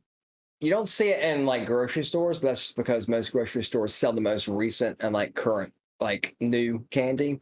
Yeah. Um, but if you go on Amazon, or even do a Google search for older candy, there's actually a website called candystand.com or something like that. There are like multiple websites out there. They sell like even like the old like 80s style candy, like 70s, 80s, like the early stuff. I've seen stuff on there that I'm like, dude, I ate that when I was a kid. Like, and that's still available. Like a company still makes it. People will buy it. So, you know what? Actually, since we're talking about this, let me see. Now I'm actually curious. So I may have to tell you where you can get some of this. I've done that with a couple other products where it's just like I can't find them anywhere, so I have to check Amazon just to see if it even exists. It's Dude, pretty neat though when you find it. Amazon sells it. Yeah. Gushing grape is what they call it. Let me see here. Man, of course they went to a huge pack. 12 of them for $27. Do you sell? They love doing the big packs that are like Yeah, triple bulk. It's priced. like Yeah. I'm not shopping at Costco. Come on now. Dude, they sell Hubba Bubba. That's one of my favorite brands. Oh yeah, those ones are really good too. Have you ever Remember had zebra that? gum? Dude, that was the shit 2 seconds of came heaven before out. you got to get another one, but man, they're good. Well, not just that, the sugar is gone in like 5 seconds, and then once the sugar is gone, it gets super tacky and like sticky, Yes. and I'm just like, come on, now I gotta like peel off my teeth, but I'm gonna go right back to the pack and get 2 more. And they have like the annoying but nostalgic wrapping where you have to like unwrap them like twice because it's like individual slots. I forgot about that. It's like the And there's the foil, and then tattoos on the under the wrapper. foil, and then under the wait, is it the foil then the white paper, It's or is like it a the paper white on the paper and outside? then more white paper on the inside. So Inside, it's like well, no, that means it's triple wrapped because there is the isn't there foil on the outside. On the outside, okay. Yeah, and then there's like a bunch of dividers of more white paper that surrounds each individual piece, and then each individual piece also has the tattoo wrappers on them, which the tattoos never worked.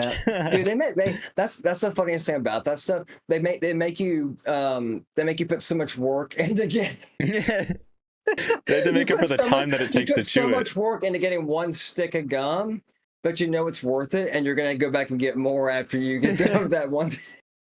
I'm like, I don't care if I went through 3 wrappers and the sugar lasted for 5 seconds, and then I have to like water up and throw it in the trash can and go back and do it all over again because I'm a glutton for punishment. Apparently, it was always worth it. I freaking love zebra. Oh my god! I liked dude, despite the texture being kind of annoying, it was pretty. That's a callback right there. When you called zebra, that's a callback right there. I remember that stuff. I'm a little surprised you knew what I was talking about. Good. Because I'm like, awesome shout out for that one. It feels like a lot of people know what it is, but I never see it anywhere.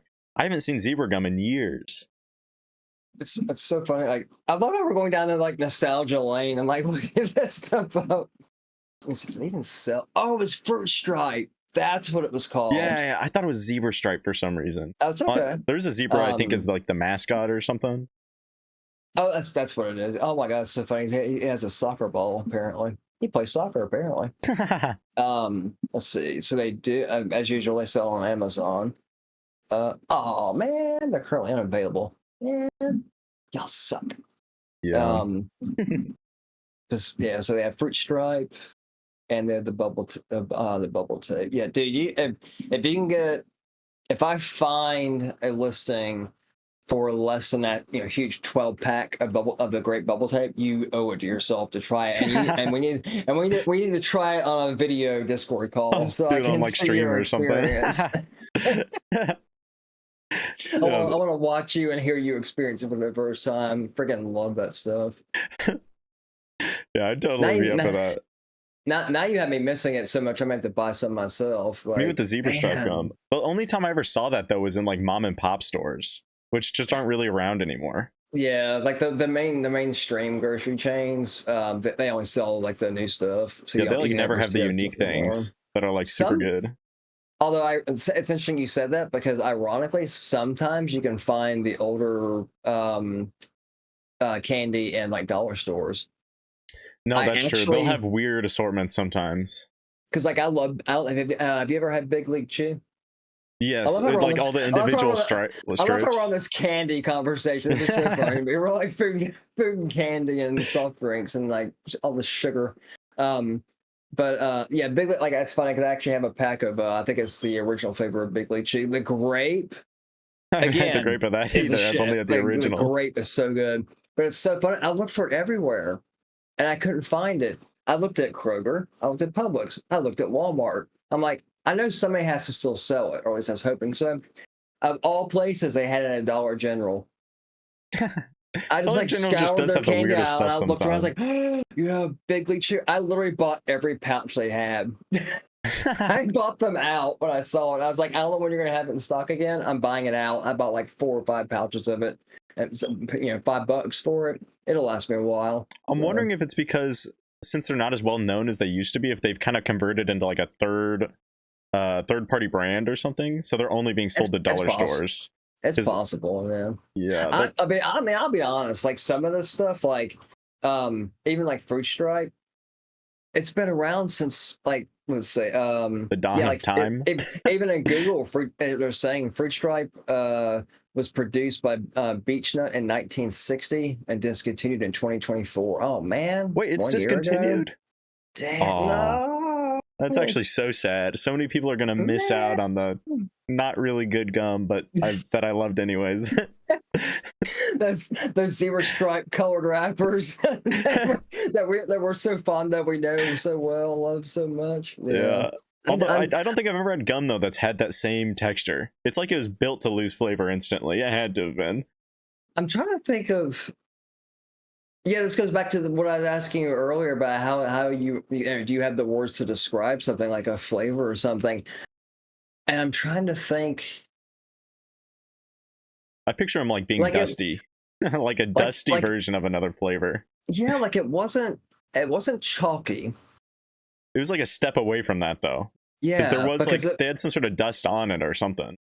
Because it would. Yeah, like I think that might have been confectioner sugar or powdered sugar, but I'm not sure. And it was like hard too at first. Like before you started chewing it, I remember it being kind of firm. Thing. It was like hard like a stick.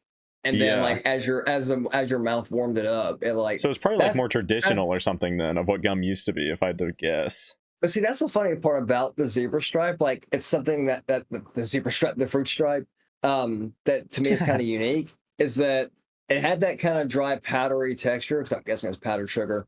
But like, you're making me remember now. So I usually had to snap the stick in half, so I could fit it in my mouth. Like snap it in half, put it in my mouth. But by the time my mouth warmed it up and softened it, the sugar was already gone. Like I could taste the sugar and the flavor. Then by the time it was already softened and I can actually chew on it, all the flavor was already gone. I'm like, well, I might as well just like suck on this stick of gum in my mouth and then just take it out and get another stick, because by the time I can chew on it, there's no reason to anymore. There's no point because all the flavor's gone.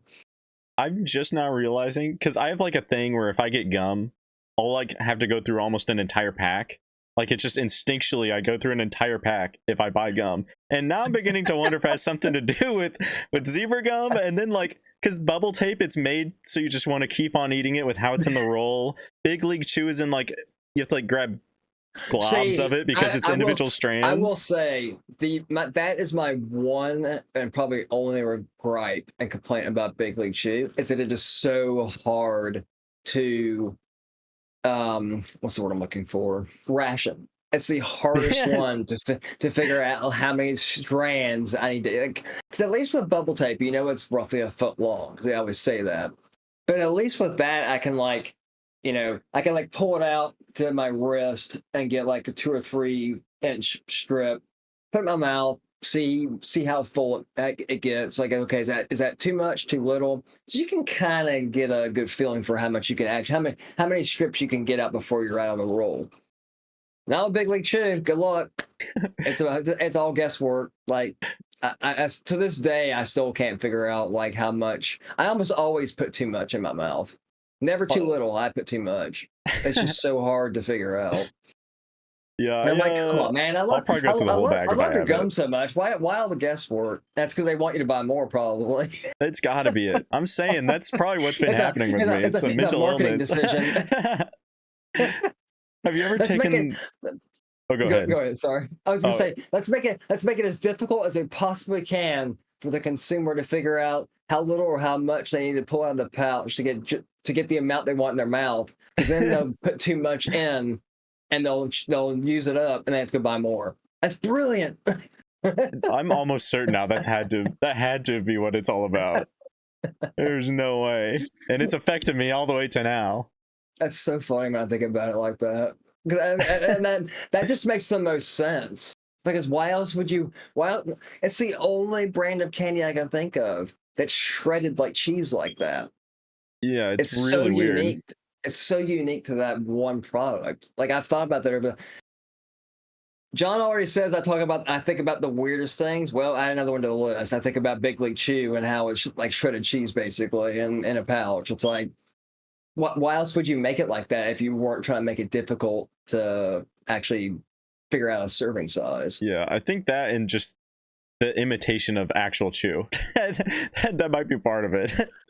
I didn't think, yeah, because it's supposed to imitate chewing tobacco. That's a good point, actually. But like Yeah. being gum though, it's a completely different thing. I can't see anybody just picking up one strand at a time and like measuring out how many they need per single like chewing session. You are about to like severely and grossly embarrass me right now. I was that person. No, no. I had to do it at least once. Dude, I must have been bored at some point as a child. I shit you not. I literally opened a bag of Big League Chew one day. I was like, so it's brand new, fresh, no air got into it. It was sealed. I'm like, okay, it will actually separate. I must have been bored. I literally pulled every single strand of gum out Every of that strand. pouch and lined it up on like a paper towel or something, and like literally counted every single strand that was in that pouch to see exactly how many were in that bag. Do you remember how many it was? It, it was probably, I would think, close to 50, maybe somewhere in that neighborhood. That's probably less than what I thought it was. In my head, it's just like hundreds. A But lot, also, I haven't yeah, had it yeah, in a long time, so I don't know. yeah. I mean, I have it, so I might as well bring it out. It just counts it one by one. It's a podcast, right? So I'm not gonna do it, but nostalgia for you. But yeah, this one. So, and this is the thing. It's in this one little pouch. It's 2.12 ounces. That's not even that much. But Yeah. like by being shredded like that, so it takes up the bottom part. It like feels like it's more than it actually is, at least in my mind. Oh, okay. Okay. This is just funny. Serving size, 8 pieces. No, First of they all, cannot do that. They combine. first of all, define a piece. What's a piece of this? Is that one strand? And then here's the kicker. So eight pieces. 20 servings per container. They expect you to get 20 servings out of this pouch. So I don't know anybody that's gotten that many servings out of one of these I pouches. can't even. Yeah, because I remember the pouches being bigger in my head. So looking at that now, there's no way there's 160 strands in Yeah, there. I mean, yeah, like it's about the size of.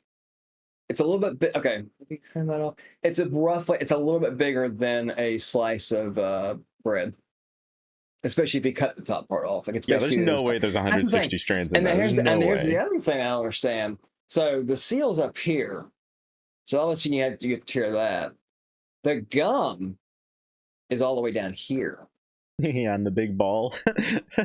So it's just they want you to get 20 servings out of that. Yeah, there's no I'm way like, in hell. I'm like, there's no way. Like 8 p. Well, and because here's the other thing. You know this because you've had it. No, the pieces aren't consistent in length or No. size Yeah. because they get broken up. So in my again, this is yeah. Hey everybody, welcome to my brain. Like everybody's mind, brain works differently. Mine just goes to that place of like, okay, well, if they were all the same length, it'd be one thing. But in shipment, they get broken up. When they're put on the shelf, they get broken up. And when you buy it and you take it back home, it can get broken up. So like the pieces get broken up in there. Like I've literally found fragments that were like this big, and I'm like, well, that's not a piece. That's a piece of a piece. It's a fragment of a strip. So I literally can never figure out, even as a kid, and now I'm older. I'm like, what's a piece? Yeah, no one will ever know. Explain to me what a piece of Big League Chew is supposed to be. Is it supposed to be a full-length strip? Well, what's that? Because I don't know if I've ever seen a full strip of one. So yeah. We need Mr. Big League phone. Big League on the phone. I need answers. We need answers now. But I mean, the good news is, like, because I got it at a dollar store, it was $1 a pouch. So yeah, that's not bad. It's not bad at all. Buy 5 of them. It's a little over $5. It'll last for a while. Like this one. Let's see. Oh, I must have. Okay, well, I must have bought this a little while ago. This one. I'm not eating this. This expired in May of 2023. So I apparently forgot about it. Oh no. I forgot about that one. Apparently, won't be eating that. I think that's why it's so clumped at the bottom. It just like solidified in the bottom of the pouch. I'm glad I read that. I will not be eating that. Make a video comparing the new one to the 2023 version. Right? Just put 2 paper towels on my table. Like, well, what's funny? So now, in order to get this out, I'm gonna have to like break this. I'm gonna have to tear the seal off, and basically probably tear the package along the sides and like open it. Because I'm not gonna be able to pull it out. I'm gonna have to actually like tear the package and fold it out. Oh yeah, that's kind of crazy. Have you seen LA Beast? That sounds familiar. Essentially, what he does is he'll buy really, really old like food and drinks and then just eat and drink them. Or just like he's ate a cactus one time. Yeah, he just eats like a bunch of extreme things. Send him that. Like, it's only a couple years old, so it might not be up to his standards, but he might do it. What age does he usually look for the food to be before he'll eat it? I don't know, because I haven't watched him for very long, but like recently he drank some water from it was like water in a tin from World War II or something. It was like it was over 60 years old minimum. But oh wow, it was crazy. And like he got it out. He did end up filtering it because it was so like undrinkable. He's like, there's a bunch of particles in here. I'm gonna filter it. You did drink it though. You gotta do something to it. And then at the same thing, he chewed some like really, really old gum, like Gatorade gum. And he's like, there's like black spots on it, and he chewed it anyways. Oh. And he's like, it's probably mold. Dude, you're killing me over here. You're giving me all these like, you got all these like epic callbacks, dude. Gatorade gum was the shit. I never got to have that. You never. I don't even know if it was around. Google is our best friend, brother. I am looking up to see if there's. Dude, I need to watch you eat Gatorade gum for the first time. Great flavored bubble tape. I wonder if I even see now. I'm truly wondering if anybody even does sell Gatorade gum, because I don't think so, because he found one trademark. It was really hard for him to find it, and it was from like years and years and years ago. Like I think it was around before I was born or something. Now that's interesting. I typed in Gatorade gum. The first thing that comes up is Mueller Quench gum. That is not the Oh, same thing. Quench gum. Why does that sound familiar? Oh, I know I've heard of dude. it. They got the images of the gum. Wait a second. Dude, you have like my mouth like salivating over here because you mentioned Gatorade gum. That was some of the best tasting gum I've ever had in my entire life. Well, and here's the key to it. Like, so if you type in Gatorade gum in images, you'll see that it actually says helps quench thirst. That was the difference between it and say like the fruit stripe gum. Yeah. Like the fruit stripe gum and almost every other brand of gum I've ever had almost seemed like it was designed to dry your mouth out so that you would go get more. Well, it's sugar. It's going to dry your mouth out. But so I don't know what they actually. I'd have to find the ingredient list. Whatever they put in the Gatorade gum, it actually moistened your mouth. I wonder if it's So that, xylitol, because my xylitol gum says that it keeps you from getting dry mouth. really, Yeah, so maybe, or just maybe it's sugar alternatives in general it that'll do might that. be, yeah. Because I mean, because it said it helps. I'm thinking about it now, it helps quench thirst. That's actually what it did. It didn't dry your mouth out. It actually helped keep it moisturized, Yeah. which is interesting. Because like my mother said that she did that with Trident gum for that reason. But I think that was just because you when you're chewing gum, you're generating saliva to chew the food. So it's gum, so it has that gum base in it, so it's never going to actually go away while you're chewing Yeah. on it. So I think it just continually generates saliva. I think that's why she did it. But whatever they put in the Gatorade gum, it literally did like it actually did like moisturize your mouth, which I forgot about. Like Yeah, in that video, the whole point was because he just sat there in like a bunch of heavy coats and stuff, working out just to sweat out all of the liquid in his body to become dehydrated, so then he could drink that on water and purpose. then chew that Oh my gum. Yes. gosh. Because he's like, yes, this does hydrate you. This gum does quench my thirst. Dude, that's cool. He's a funny dude. So he, like, did he just claim that it did, or was he able to actually prove that it did? He just claims it. He wasn't doing Claimed anything it. like super scientific, but he said that it Scientific? quenched Okay, his thirst. So I'll take gotcha. the crazy man's word for it. Take his word for it. Dude, that's wow. It's so funny that we're talking about this. I was looking at the Fueled by Gatorade at the top of Amazon, where it's the quench gums. I think they did stop making the Gatorade gum. Apparently, there's Den 10 Fire, spicy cinnamon sugar free gum. I've, That sounds familiar. I've never I heard of don't that. know. I don't know if that's something that was around when I was growing up. I know. Is it the same thing? Oh, There was. no, I know what that is. Yeah, that What's? used to be in like every grocery store, like right at the shelf. Yeah, is that the same thing I'm thinking of? Oh, I know what I'm thinking about. Big Red. So that's fire spicy cinnamon sugar free gum. Did you ever have Big Red? I think so. I'm trying. Yeah. I've had that because I was mixing up that with the drink for a second Okay. because there's Big Red soda, but yeah, I've had that too. That was also really Okay. good. I actually kind of missed that. Damn. Yeah, because it's Wrigley's, Fire. which reminds me of Juicy Fruit. Oh, Juicy Fruit gum is so weird, but it's so good. It's the only flavor that tastes like that. It's so good, dude. There was another kind of. Was it Juicy Fruit? There was another kind of gum that was. I think it was lemon lime flavor. I don't think I've heard of that then. Lemon lime? I might be mixing it up with something else, but I swear there was one that was either lemon or lime flavor. I typed in lemon lime gum, and nothing that I recognized came up. So I may just be imagining it. Although, let's see. Oh, you know what? When you said juicy fruit, it made me think of that for some reason. But now I'm thinking that I'm remembering juicy fruit. Man, that was so good. Have you ever had Yeah. Bubbaloo gum? It's from Mexico.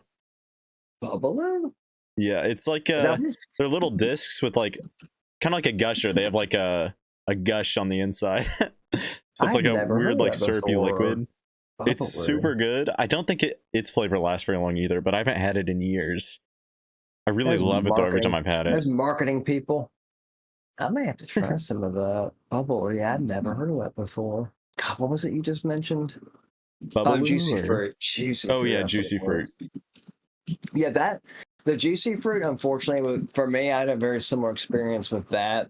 That I did with we had spearmint. I forgot about double mint, big red. Yep. Um, I feel like I had the same experience with that I did with the fruit stripe. The flavor just never seemed to last long enough. It Yeah. always tasted so good. I will say Wrigley gum though was always the best. Like it was always the most flavorful when it lasted. The spearmint was my favorite. Big red was my favorite, and juicy fruit. I'll give you that. That's actually a really good point. Yeah. I haven't had any of those though in forever. Man, it's funny because Target actually sells a. Oh, dude, that's actually not a bad deal at all. Juicy Target has a Wrigley's. It says 20 or 40 pack. I'm not sure how that works. Chewing gum assortment, 8 packs of each flavor. Double mint, juicy fruit, winter fresh, spearmint, big red for $19.99 at Target. Yeah, that's not too bad at all. That's not a bad deal. Yeah, 40 packs. Re-listen childhood memories for Yeah. $20. Yeah. That's actually not a bad deal. I'm gonna keep that page up because I made it doing that. Plus the bubble. Dang, there's so much good candy out there. Oh yeah, for sure.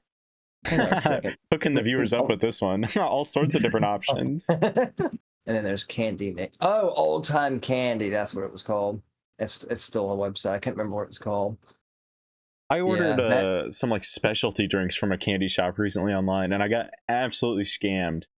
I'm not going to say what the company was, but what was it supposed to be? It was like a Canadian company, and it was like maple syrup Coke or something. Like it was something that's specific to Canada. Okay. And I was like, that sounds. I don't know if it's going to be good, but it sounds crazy, and I want to try it. As I say, if it is good, it could be amazing. Yeah, that's what I'm saying. So I'm like, I got to try this, but I never got it, and I emailed them multiple times. You no never response. got it. Oh, yeah, and it sucks too because it was through a. It was like one of those companies that basically other companies can sell through, and the company that was more well known. I emailed them too. They did nothing, and I'm like, you're just letting these people sell stuff on here when they're not sending out what you're buying. Yeah, like this is absolutely a scam. It's crazy. As I say, that's beyond poor customer service. That's like no service whatsoever. Damn, yeah, it sucks. How much did you pay for it? It was like 4 bottles for like 20 something bucks, so it was pretty pricey. Yeah, because it was one of those things where it's like, I don't even know, I don't need to buy this, but I was like, I'm gonna splurge this one time and try this because it sounds cool. Is there no store that you can buy it in? I don't think so. I don't even think it's being sold in the US at all that I know of, unless like you go to like one of those specialty stores that has food worldwide, then you might be able to find it. But I've never seen it in stores before. Otherwise I would have bought it there. When you ordered it, did they say whether it would have to go through customs since it's a Canadian company? Do you know? No, I know it would have, but they never shipped it out. I was just curious, I never got like the shipping notification or anything because it's supposed to keep track of all that. So yeah, they never shipped it out in the first place. Damn, I'm sorry. Yeah, it's sad. And always so. Yeah, I wish you had gotten it. I want to know, is it good? Should I buy some? Yeah. Where's the link? You got to send it to me. See, like if they just got it to me, they could have had a second customer. Maybe. I know, right? I'd buy some right now. You hear that, folks? I'll send that snippet directly to them. See if they respond to that. Because I mean, honestly, like maple flavored Coke sounds really good. Oh, dude, it's so funny you just mentioned that. John and I actually went to the World of Coca-Cola down in Atlanta. I think it's a couple weekends ago. I hadn't been there. He asked me if I'd been there. I was like, yeah, like one time when I was in like middle school. So we're talking like 30 or plus years ago. It's all gonna be new to me, basically. First of all, there are some weird ass flavors of Coke in the world. Let me just say that to begin with, because the very end of the tour is their testing area, and the way or tasting area, and the way it's designed is actually pretty cool. There's 4 different stations, so there's columns, and they're it's what do you call? Oh my god, what do you call it? Dispensing stations. and there's Yeah. basically 4 around each column. So there's 1, and then 2, and then 3, and then 4. But with each, as far as I know, they're all the same flavor at each pole, but there's multiple stations so people can get their samples. Dude, there's one from, I want to say it was Italy, if I'm not mistaken. I cannot remember the name of it. I've never seen John make the facial expressions that he did when he took a sip of it. He almost spit it out. And I was like, what's wrong? He's like, that is the nastiest drink I've ever had in my life. And of course, me being me, I'm like, okay, now I've got to try it because you had that reaction. Dude, that was like if somebody put perfume in a bottle and you drank it. It was disgusting. It was the most horrible tasting drink I've ever had in my life. It was just pure bitterness. There was Do you remember the no flavor? sweetness to it. What? Hang on a second. It's reminded me of cinnamon Coke. Have you had that before? Ooh, Is that stuff? no, It's dude, that gross. sounds really good, actually. It is. I tried it. I was kind of liking it at first, and it was the weirdest reaction because after that, for years, I would wake up with nightmares of that cola, literal nightmares, and I'd like want to throw up. Like I've never had something like that before, where I just like every time I thought about it, I'd like dry heave. I've gotten over that since, but waking up to the thought of that cola in terror, I'm never hopefully going to go through something like that again. It gave you that response? Yeah, it's crazy. I'm trying to see if I'll recognize it. I know that Japan tends to have a lot of weird flavors for name brands like Coke, Kit Kats, that type of stuff. Like I think that like green apple Kit Kats, like it's crazy. Dude. When John and I were in Las Vegas, I think it was the Hershey's chocolate store, actually. I think they had an entire section of Kit Kats. And it was all these like international flavors. And I was looking, I'm like, this just makes me want to buy these right now, right? And John's like, don't worry about it. They're too expensive right here. We'll find somewhere else to get them from. We never did, but I saw some flavors there that I'd never seen before. I'm like, man, it makes me want to get some just to try. I'm like, take back home with me. Yeah. I'm trying to see if I recognize. There's so many there's so many different drinks from Italy. I have to see if I could find it and if it would jog my memory and tell you about it. But like it almost had is it innocuous? I think that's the word for it. I think so. Like name to it. So it sounded fine. Like I read the name of it. I'm like, oh, that seems like it should be good. And it was perfectly clear. So it was clear like Sprite. Or just like water, but it was that like makes my skin crawl even thinking about that. It was the most horrible thing I've ever drank in my life. Like it was, I made sure to just do like a little press. Yeah. If I'd done any more than that, I would have probably spit it out in the dispenser. Like I would have poured it out and spit it out. But I got just enough where I could gulp the entire thing. I'm just like, I can't believe I just drank that. So that's your cinnamon Coke. It was so bad. Oh my! I mean, it made for interesting and funny memory because I've never seen John have that kind of reaction to anything he's ever eaten or drank before. I'm just like, I was like, is it really that bad, dude? It was so bad. The couple that was standing next to us, they saw a reaction, and I looked at them and I was like, you need to try that. Like, if I gotta go through this, you do too. I was like, you need to experience that too. You need to see just how bad a flavor another country can make. It's like this is Coca-Cola, but look what flavor they made in Italy. Like, and because Italy, I think of like I would think of a fruity or floral tasting drink. Nope, It's like pizza Coke or something. Oh my god, it was so bad. I never dreamed that a drink like that even existed in the world until I took a sip of that. And I'm just like, the first thought that John and I both had was, who would drink that?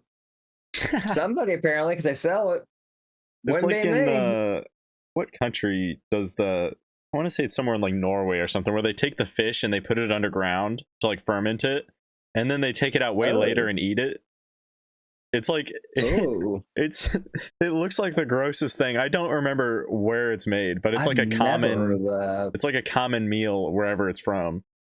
And I hate even thinking about it because it looks and sounds so gross. I don't even remember what it's called. I don't need to know though. I don't need to know what it's called. What country was it? It was somewhere I think around Norway, if not in Norway, is somewhere up there. Yeah, I'm not 100% certain though. Okay. Dang. Yeah. Hang on. We're doing Google searches today. Underground fish. Let's see. Norwegian. How would I want to describe Norwegian fish? Oh, Surströmming. That's what it's called. Swedish. It's Swedish. Surströmming is a lightly salted, fermented Baltic Sea herring traditional to Swedish cuisine since at least the 16th century. Damn. Yeah, I'm pretty sure they like put it underground or something. Oh, interesting. So, wow. So cured salmon over there is gravlax or gravlax. Never heard of that. Because surströmming is fermented herring. Just enough salt is used to prevent the raw herring from rotting. I was gonna say, like, it's barely skimming by. Oh my gosh. It's weird seeing all the things people eat around the world that I just would never touch. Well, this is what's interesting, their phrasing. Gravlax, which is the cured salmon, Gravlax is known for its fresh dill-infused flavor. Okay, that's not terrible. While surströmming is a pungent fermented delicacy.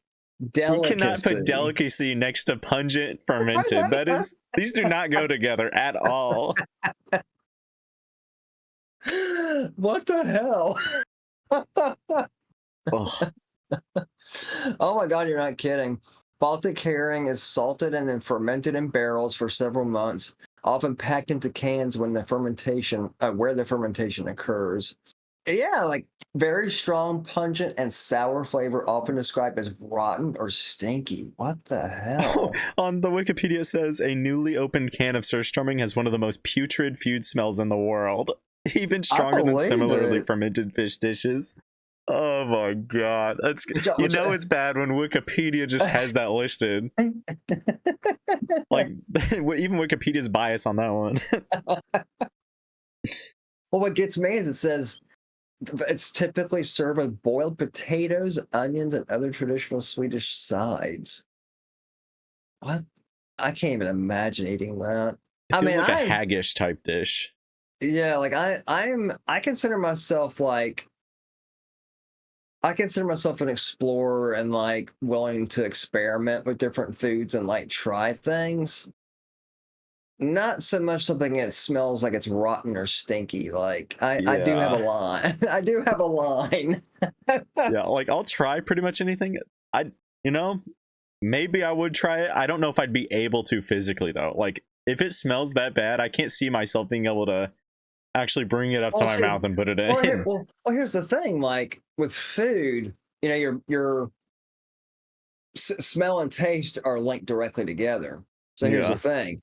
First of all, you probably have to pay me to eat it. You probably have to pay me. I have to think about the amount that would be satisfactory for it to actually be like acceptable. That's what I was looking for. Acceptable payment compensation for something that might possibly kill me. Although I don't know, it's fermented and salt cured, so it probably wouldn't kill me, but it might make me sick. Just almost kill you. Yeah, like I might be in the hospital. I don't know, or just have an upset stomach. You won't die though. Yeah, you won't die, but you'll be incapacitated for a week. What was I gonna? I wonder if I'd be honestly, even if I was allowed to hold my nose, I don't know if I could do it. Because theoretically, if you hold your nose, you can't smell whatever you're tasting. But in my mind, I can't like completely clamp my nose completely shut. So I feel like I'm still gonna smell at least a bit of it. And for me, if it smells like that, it's probably gonna be just enough for me to want to gag or throw up, probably. Yeah, I think the closest I've been with anything is, have you ever had wormwood tea? I've heard of that. I'm not sure if I have though. It is the grossest thing I've ever. I can't even. It's like so bitter that it's gross. Like it's such a distinct taste. It's almost like the lack of flavor, and then just there's so much lack of flavor that it becomes just bad, and it's undrinkable. And like even if like I plug my nose, I still couldn't get it down because it was so nasty. Where did you try it? I just bought it from Amazon because there's like health benefits to it. It's supposed to like clear up your gut.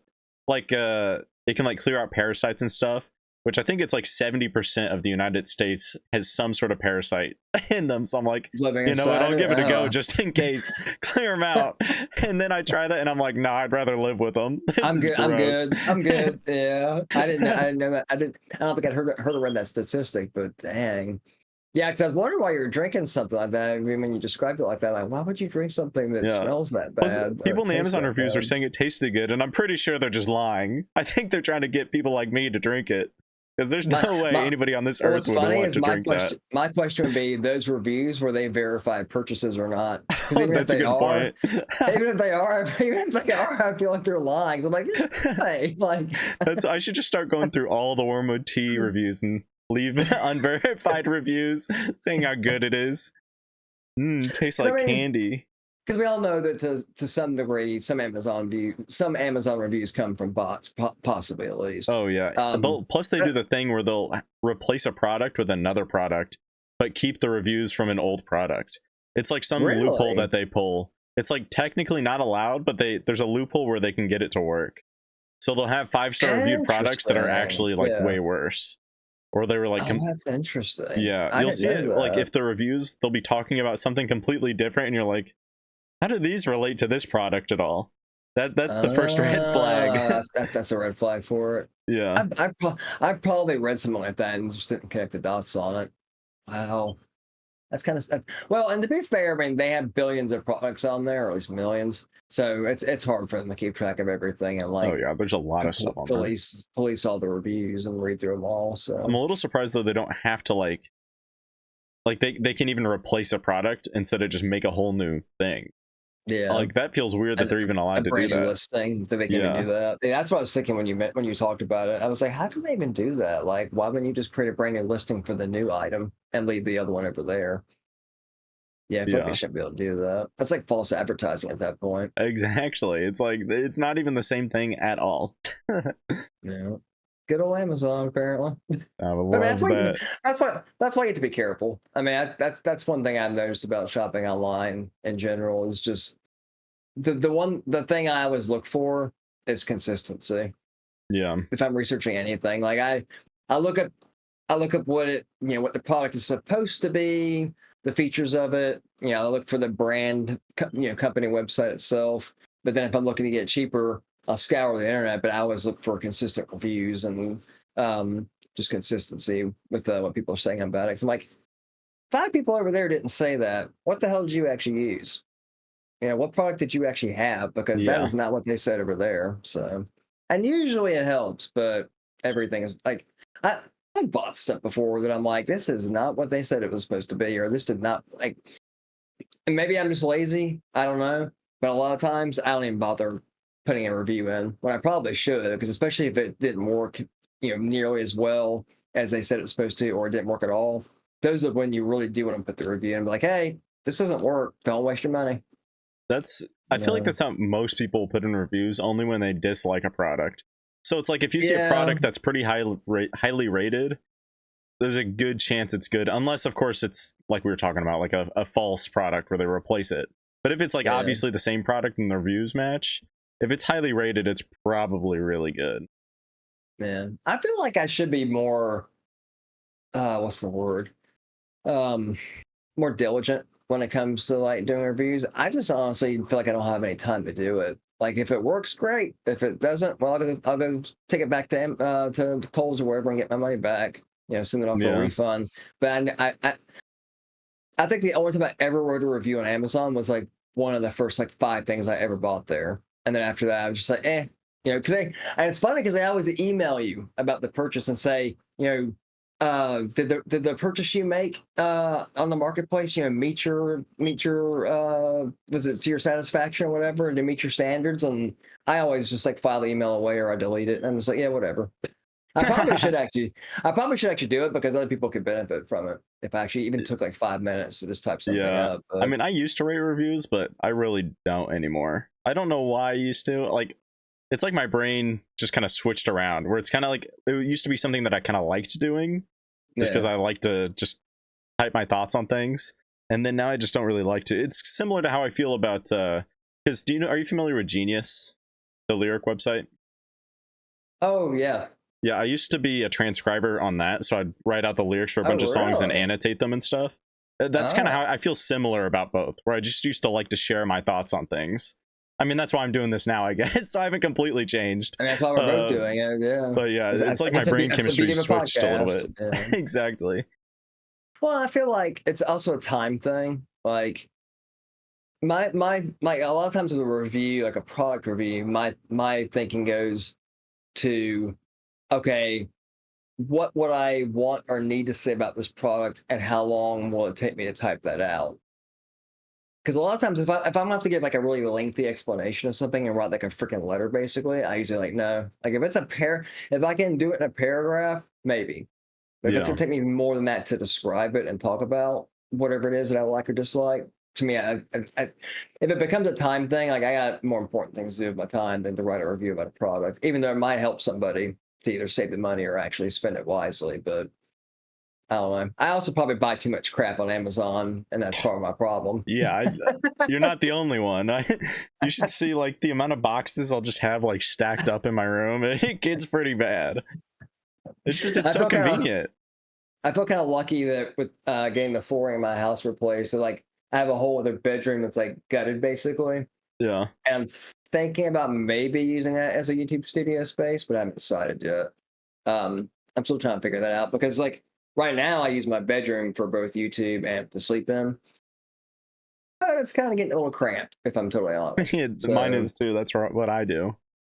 so it could possibly benefit me to actually set up a desk in there with the lighting and everything. That way, it'll all be set up where I need it and the way I want it to be, so I can just sit down, do my videos, and then come back to my bedroom to go to bed or play video games or something like that. I'm thinking about it. It'd be some work, but I think at the end of the day, it would actually be worth it if I commit to it. So Plus, it'd be nice just to have a we'll see. essentially empty room dedicated just to that one thing. I feel like Yeah. that'll help Well, both be productive and just I don't know have for me that sense of like everything being so clean. I feel like that would help me out. I can see that actually, yeah. Well, it's interesting because like one thing Megan said was like it could be good to separate the two like activities, like have that basically be a studio slash kind of office space where like I use it, strictly for doing reactions and the YouTube studio stuff, and then have my bedroom for like relaxing and for video games and for sleeping, and that way they're completely separate. Because I mean, honestly, if I did that, I think I probably wouldn't stay up as late because I'd see what time it is. I'm like, oh shit, it's 4 in the morning. I can get my ass in bed. I can do these tomorrow. Whereas if I'm in my room like I am right now, dude, I'll be on YouTube Studio like editing and uploading videos and working on thumbnails till like 6 in the morning. I'm like, okay, Scott, you could have like done 2 videos for tomorrow and then work on more tomorrow to schedule out like for the next week, which is what that's where I'm at now on my channel. But when I get focused on one part of the whole process, I like zone out and I don't even know what time it is. And then by the time I work on a thumbnail, I'm looking at it, it's like, oh my God, it's 3 in the morning. I've been working on like 10 thumbnails. Like, I don't have to do this right now. I can do other stuff. And I probably should be and go to bed. So, I always but feel like I get content mined in the very early morning. Like that's when all the dude, ideas will start hitting me, and I just have to I have to stop myself because I could just keep on working on things or thinking about what I want to do just nonstop if I don't stop look, myself. I tried going to bed one night and I shit you not, I woke up at like 2:30 or 3 a.m. in the morning. And like I don't know if it was a thumbnail idea or an artist and like song idea for a reaction. My brain thought of something, and I literally couldn't go back to sleep because I'm like, I need to remember that. I need to remember that. I need to remember that. And I thought, put it in your phone, Scott. That way you can look at it in the morning. Don't get on the Yeah. computer. Just pull your phone up, type it in, done, and then just turn your screen off, and go back to bed. And that way it's a habit because it wouldn't go away. I didn't want to forget it, obviously. But Yeah. my brain just like woke me up. It's like, hey, I got an idea. It's like, that's great, but it's 3 in the morning. I want to go back to sleep. But that's just how my brain works sometimes. It'll just wake me up. And like, I don't know what it is, but for me, I get some of the most like creative and interesting ideas when I'm in the shower. I have no idea why. Those No shower idea thoughts. why.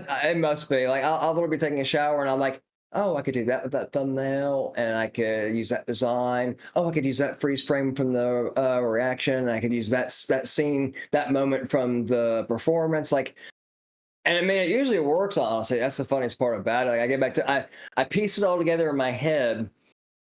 I visualize it, and I try to figure out how to put it together so it looks the way I want it to look.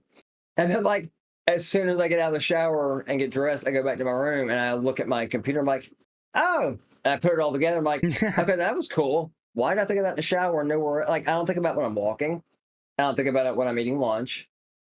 I think about, and I don't think about, sometimes I think about while I'm sleeping, unfortunately, but like I'll be in the shower and ideas just come to me. And I'm like, it's just weird, but okay, whatever, brain, whatever you're That's me in doing. my classes. When It's I'm at working. school, I'll be thinking of all the things I want to do, and I'm like, oh, I can't even do it. I need to be I'm not focusing in even anywhere class. near home. Yeah, and Yeah, it'll be bad because I'll be sitting there for like 5 or 10 minutes, completely in my head, thinking of what dude, I want to do, and then yeah. I have to just stop. I have to like force myself to stop in order to get back into Dude, to that class happened to me all zone. the time in school. Oh my god, it was obnoxious because like it'd always be a good idea too.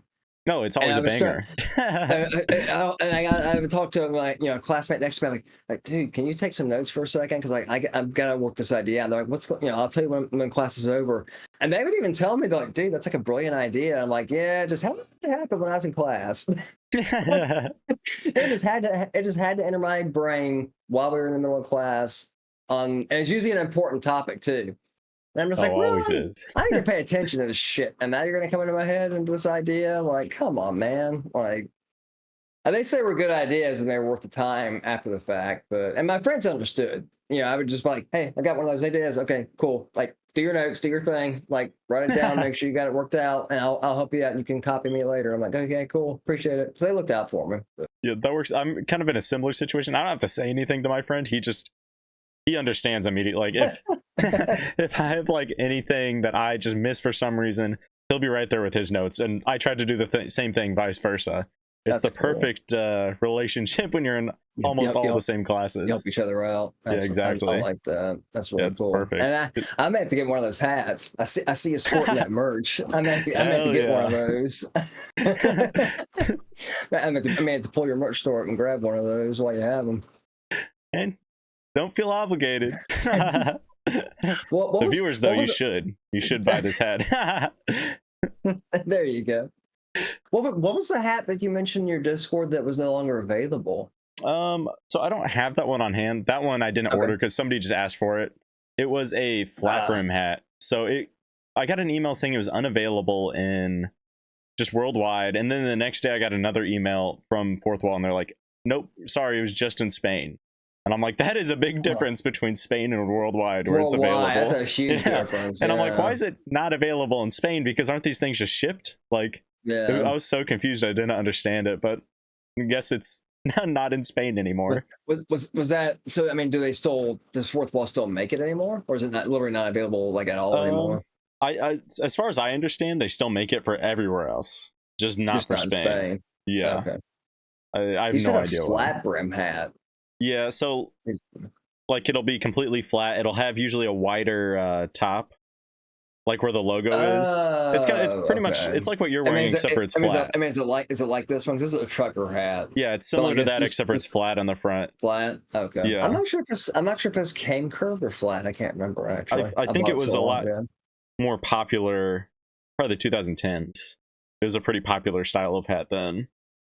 22. Okay. I'm gonna Yeah, have to look. I don't see as many I people wearing it now though. okay. I need to look into your merch store again. 'Cause I got that. I was looking at that mug for free as a gift, which kind of blew my mind. Like, I never win anything. What is this? I was like, I'll take a free coffee mug, sure. And I drink my coffee out of it, which is fitting. So, Perfect. yeah, I couldn't believe it. I was like, how? What are the odds of me hopping into a live stream and I win a coffee mug from you? Like, seriously, like. Like the one time or one or two times I do a giveaway a We do a year and you win giveaway. it. I couldn't believe it. I was just like, okay, that's cool. Appreciate it. Like, I'll take a coffee mug.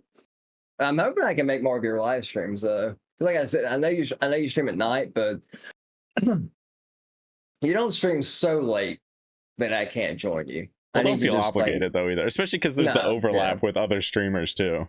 because I tend to start a little bit before Tassi ends his stream.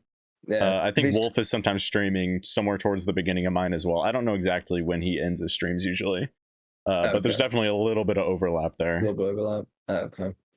Yeah, I'm trying to figure out like schedule time wise because I'd like to be able to raid you or vice versa. The same with Wolf, or Jimmy or Johnny Fox trial like and Dom. You know, I want to be able to do that. So Yeah, I need to like a lot of it for me lately has just been it's been mood, but also energy.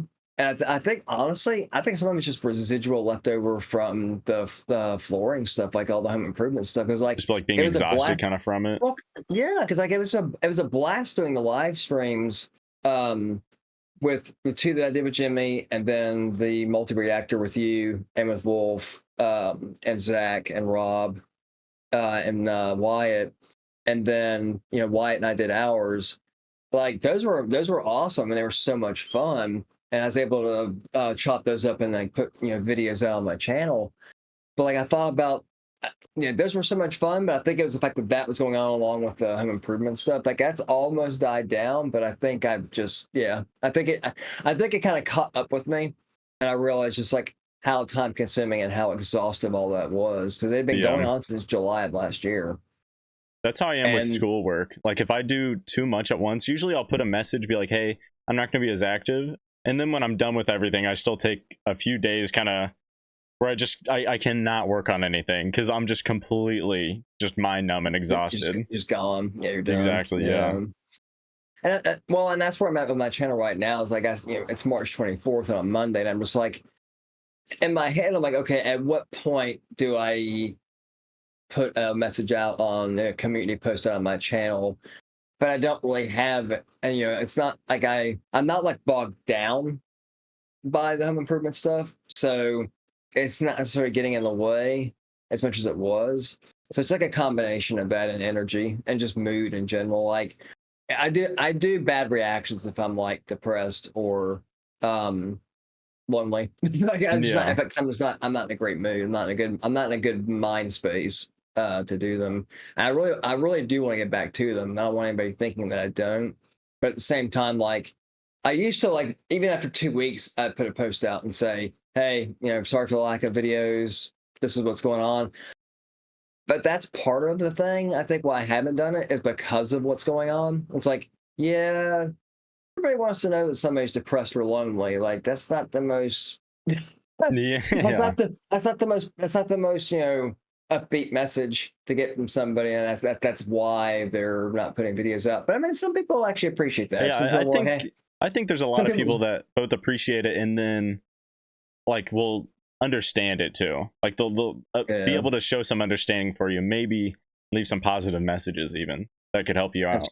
that's true. Yeah, Yeah. Like yeah. I I've guess I been did. actually wanting to post a. I haven't done it because I don't know how many people would want to watch it, but I've been wanting to post a mental health video just to speak about my experiences, just to maybe help out other people. Because I Maybe mean, that's a I've go definitely for gone it. through it. Yeah, A lot of people have, but it's one of those things yeah. where maybe some people will be able to relate, and my experiences will help them get through I their can almost own. guarantee. I can almost guarantee you somebody will. Like that's one thing. I didn't know that Johnny Foxtrot had actually put out a video on his channel about him. He was like, he was like, who was Johnny Foxtrot or something like that. It was like a 7 minute long video. Dude, I learned so much about him in 7 minutes in that video than I have in the entire time I've been in his Discord or any of his live streams. And it was just stuff I didn't know about him. And I was like, damn, like he was just upfront, he was honest, he was transparent. He was like, hey, this is what I've been through. I went on tours in the military. I deal with PTSD. I deal with depression. And I was like, damn, I can actually relate to a lot of this stuff. Not all of it, but I Yeah. can relate to some of it. So it helped me connect to him on a different level and in a different way than I was before. Because like from when I first discovered him through Jimmy's live streams, and he was like, hey, yeah, well, you should collaborate. And then I joined his Discord, and he's got a great environment over there, a great community over there. Awesome people, very positive, very loving, very Oh supportive yeah. A lot of people. them will hop over to my stream. They're all really nice. Yeah, they're all like super supportive and really friendly. And like there was one night when um Jimmy wasn't streaming. I don't think Wolf was. I don't think anybody that I normally would like even lurk in their stream. I don't think maybe it's online, but he was doing one like I think it's a Wednesday night, and I was just like, hey, I'm kind of depressed and lonely. Let me hop in here, and it's one of the few I was able to hop in like from the very beginning all the way to the end. And you know, he's a lot like Jimmy, and that he and like and you also, and Wolf and Dom, like you all acknowledge people in the chat. That's one of the first things I noticed about him. So like he saw my name, I was like, "Hey, Sonic, what's going on, brother? Like, it's good to see you in here." And I let all of them know. I was like, "Yeah, I'm kind of a little depressed and lonely. Need to kind of need a little pick me up to help me feel better." And he's like, "Well, I'm sorry to hear you're feeling that way. Like, hopefully we can help you feel better with some music and just Yeah. conversation." And it helped a lot. Like it sometimes that's all it takes. And that goes back to with like Discord in general and just like social outlets. Um, Even I know that I can't rely on them 24/7 um for that help. So Yeah. I need to be able to help myself to a certain degree. But it's good to know there are people out there that I can reach out to. But I also know nobody's available 24 hours a day. Yeah, I mean, this brings me back So to like there's one of our earlier topics where it's like I want to be at my best before I do a live stream, because there are people, like I've had people message me where they're saying like your live streams like do this or mean this to me, and they help me they out, helped and I'm you like, out. that's even Yeah. more reason for me to want to make sure I do them right every time, because I Yeah. don't want to Sure. put anybody else in a bad mood by by just being in a bad mood on stream.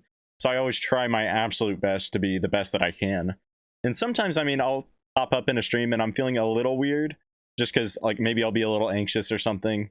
But then I just kind of wait a little bit. I'll do like 10-15 minutes of talking with the viewers, Yeah. and then I'll just get right back into it, and then I'll be back up to par again. There you go. I mean, at least you know that about yourself, and Yeah, that it can took a actually while, but I figured it happen. out.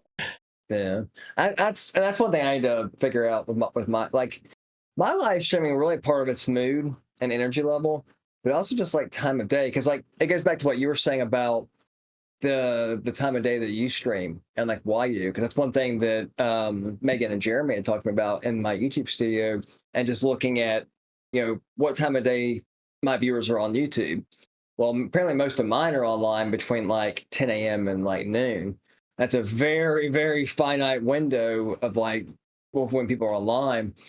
And they asked me what my demographics were. I'm like, well, the majority are from the US, but then it's like, it's like 20-25% US, and then it's like Indonesia, Brazil, Philippines, and then it just kind of drops off after that, which makes sense because of the artists I have on my channel. Um, but that's one thing they mentioned to possibly keep in mind with live streaming is what time of day to stream, depending on what part of my demographics I want to be able to join. But that's the problem is like I'm polar opposite ends of the world. So I've Yeah. got America, which is going to be anywhere from like really 6 a.m. until 6 p.m. But then over in Asia and China, Indonesia, and the Philippines and Japan in that area, they're 12 hours ahead basically. So I'm like, I'm not going to want to get up at 6 a.m. and stream, because then it'd be 6 p.m. It'd be dinner time for them over there. Like, that ain't going to happen. But they're like, yeah, but then, if you want to try they're like, well, you could try a 9 a.m. to 11 a.m. stream, something like that. And then you still be getting them before 10 o'clock, before Yeah. midnight. I mean, I've My had problem, people like when I used to do my streams really late, they would wake up early just to hop in the stream as long as it was within a reasonable time. Like it'd be like yeah, 6-7 a.m. for them, and they'd actually okay. be willing to wake up, which I thought was really cool, just That's to really watch my cool. live Yeah, streams. So you'll probably get people like that over time too, that are actually just willing to put in a little work on their side just to be able to make it to the streams. that's really cool. So that's one thing I hadn't thought about because in my head I'm thinking, well, you know, I'd like to wake up between 10 a.m. and 11 a.m. or 9 a.m. and 11 a.m. every day if possible. But I'm not usually like up for streaming at that time of day. Yeah. For me, somewhere between like 5 and 8 p.m. probably works best for me. Well, I'm not really getting anybody from over in Asia because they're going to be sound asleep probably. So I'm most likely be getting people from America. And I don't want to come across like a jerk and like, well, I don't care about y'all. And I do care. It's just it's not always going to work out for me to do that, to stream at that time of day to get there. And I mean, everybody sleeps at different times of the day. So it's not to say that if I do stream at say 6 p.m. on a Monday night that I might, I might get somebody over in Asia because, well, it'd be 6 a.m. for them over there. So Yeah. I could possibly get both depending on what time I choose to do it. But I mean, I know I only did that one live stream, and that's just because I was kind of freaking out. That's why I did the relaxing stream. And I feel like I should at least do some more of those just to get some experience under my belt You with get your live bearings streaming, straight with it. just the process. And that way, when I am ready to actually do some instant reactions, I can do it. Because I think I'll enjoy it. I mean, I enjoy live streaming. I've enjoyed live streaming with Jimmy and with Wyatt and with you and Wolf and Zach and Rob and everybody that we've live streamed with. So I mean, I do enjoy it. It's like you said, I need to be at a higher energy level. I need to I need to clear my mind, and just a lot of it's just been I think the seasonal change with the allergies and everything, like, and just I don't know. I go through little cycles of depression sometimes where Yeah. things are just kind of weird in my life, and things aren't 100% basically. Yeah, I think a lot of people definitely go through that. It's an easier way to say. It just I think for me, the timing almost always sucks because, like, for me, like, okay, like the flooring got replaced, and I got my front door, my laundry room door replaced. Those were the two big ones. And I was like, okay, cool, flooring's done, both doors are done. I can relax a little bit, and then hopefully do some reactions and do some live streaming, whatever. No, that didn't happen. Like the all the stress and time and money and everything that got spent, all that from way back in July, like, kind of just caught up with me. I'm like, it was kind of like that great big exhale moment where it's like, okay, all that's done. Ooh, I can breathe. I can relax a little bit. Okay, time to get back to the reactions. And it's like, no, not so fast. You're not ready yet. Kind Yeah. of thing. Like, take a little bit of time for yourself first, Scott. Like, you've done the live streams. You did the reactions for those. You can schedule those out. You got some videos. But I'm hoping I can get back into doing reactions. I've been planning them for the last couple of weeks because there's some artists that I want to introduce to my channel, but then just some that I want to get back to. But it just hasn't worked out as of yet. But I'm hoping that will change. I But mean, yeah, even that's now a for me, I can relate to that because, like, I'm just like this. I'm recording this. I'm doing a recording with my sister in a few days. We're going to be recording for hours and hours and hours on end for more Mhm. videos on my channel. And then I'm going to be doing a live stream with Tassi on Friday, and then another live stream on Saturday, and another on Sunday.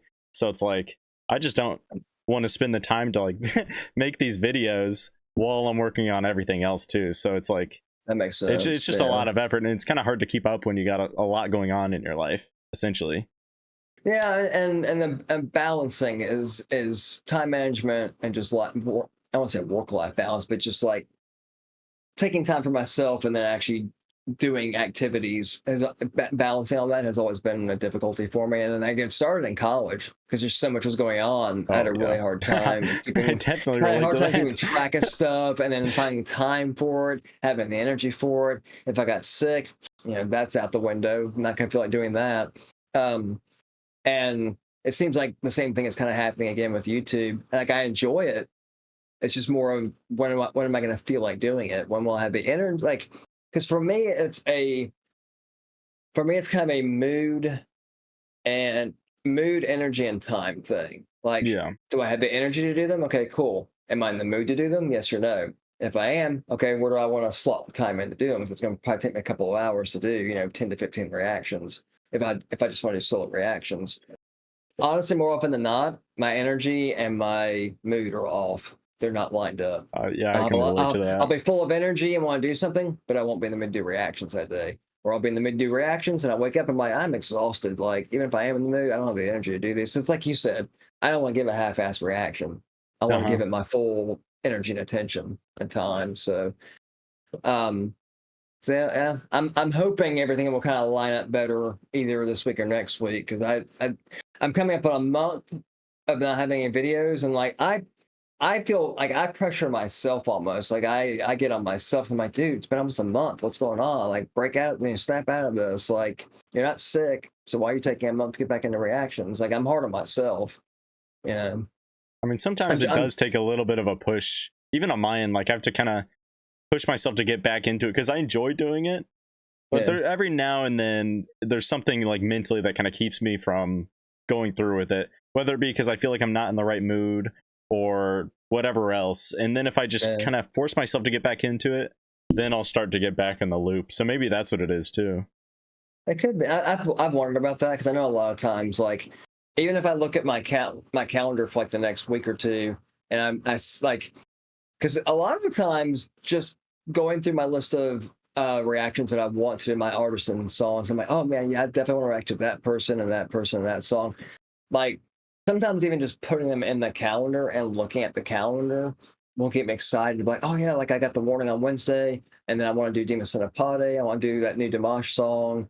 I want to put Ali Bada in there. I got Dan Bask, I got Gabriel. Like I see those in there. Sometimes that can just get me excited to want to do it. So then there's kind of the motivation, and then I can kind of do the energy check. Like, okay, I see these. When about the guy? When do I want to do them? Basically, now I'm kind of motivated and I'm excited to do them, and I feel like I have the energy now. Now when do I want to do them? And like you said, a lot of times, like it's been 3 weeks.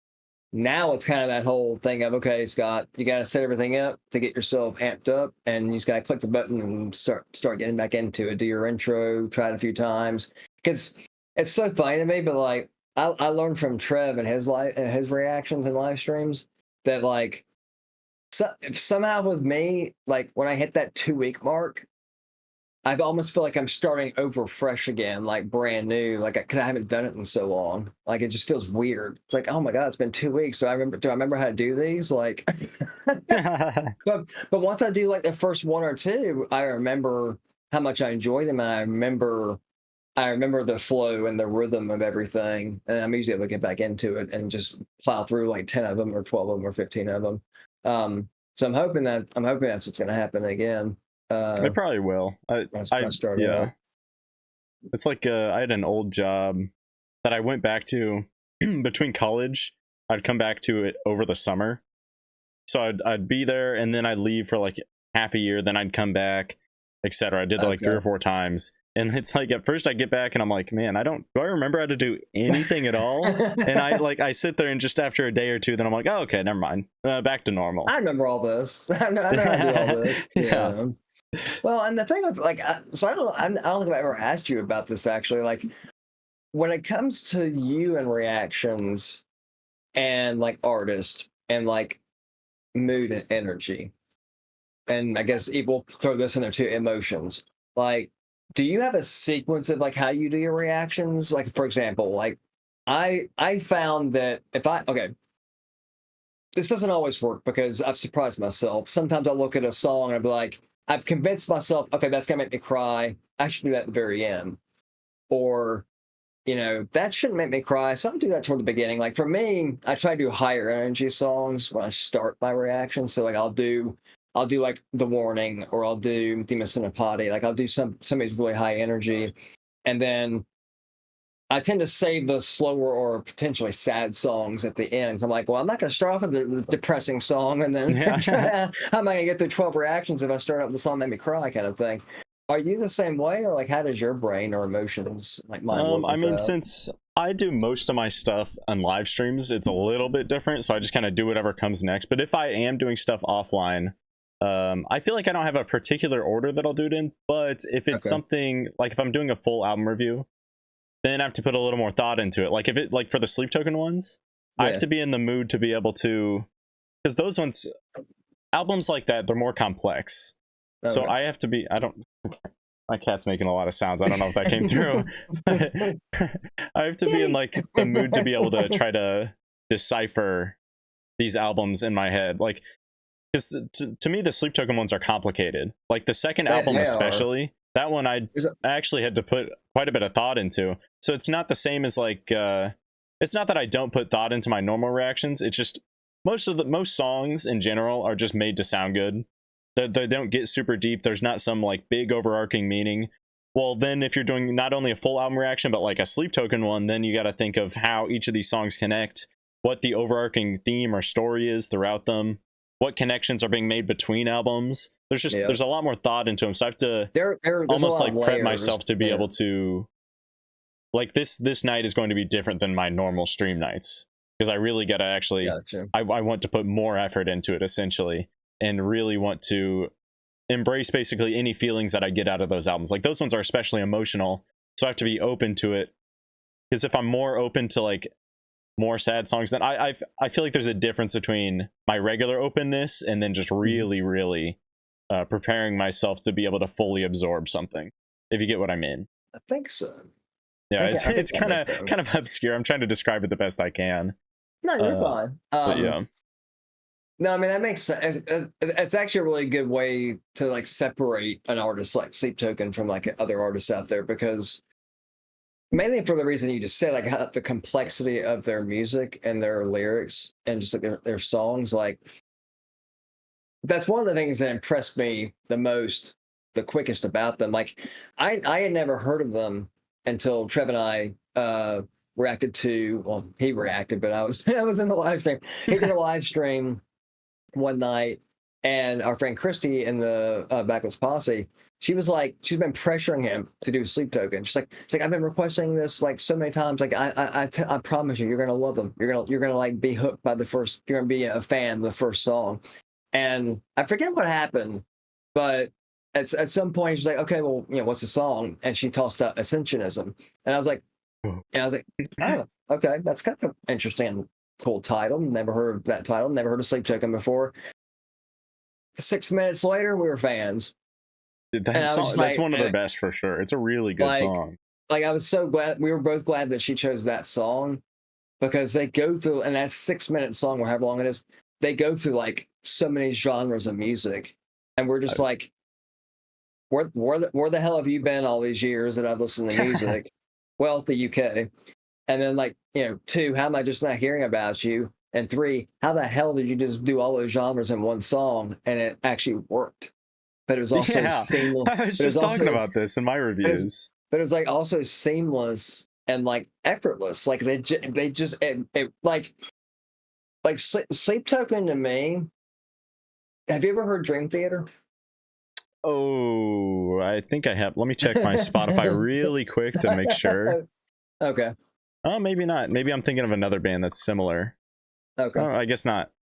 Okay. I would, if you like Sleep Token, I'd recommend you check out Dream Theater, because Sleep Token for me is almost like it's like if Dream Theater and Pink Floyd had a baby, basically. Because Dream Theater plays a lot with time signatures, but they also play a lot with different sound effects and just different styles of music. But then you have Pink Floyd, which is kind of that ethereal kind of, it takes you on a journey kind of music that I love anyway. So that's one thing I appreciate about Sleep Token so much, is that that's how they construct their music. But then you also have the lyrics on top of everything to add even more depth and complexity. Like you said, these vessels telling a story over the course of 3 albums. I love their use of vocal effects too. I think they're one of the best bands when it comes to the use of both like chorus effects, vocoders, and auto-tune. Like they use it in the best way possible every single time. I can't think of a song where it worked out poorly. They don't overuse it is a big thing for me. Like they use it.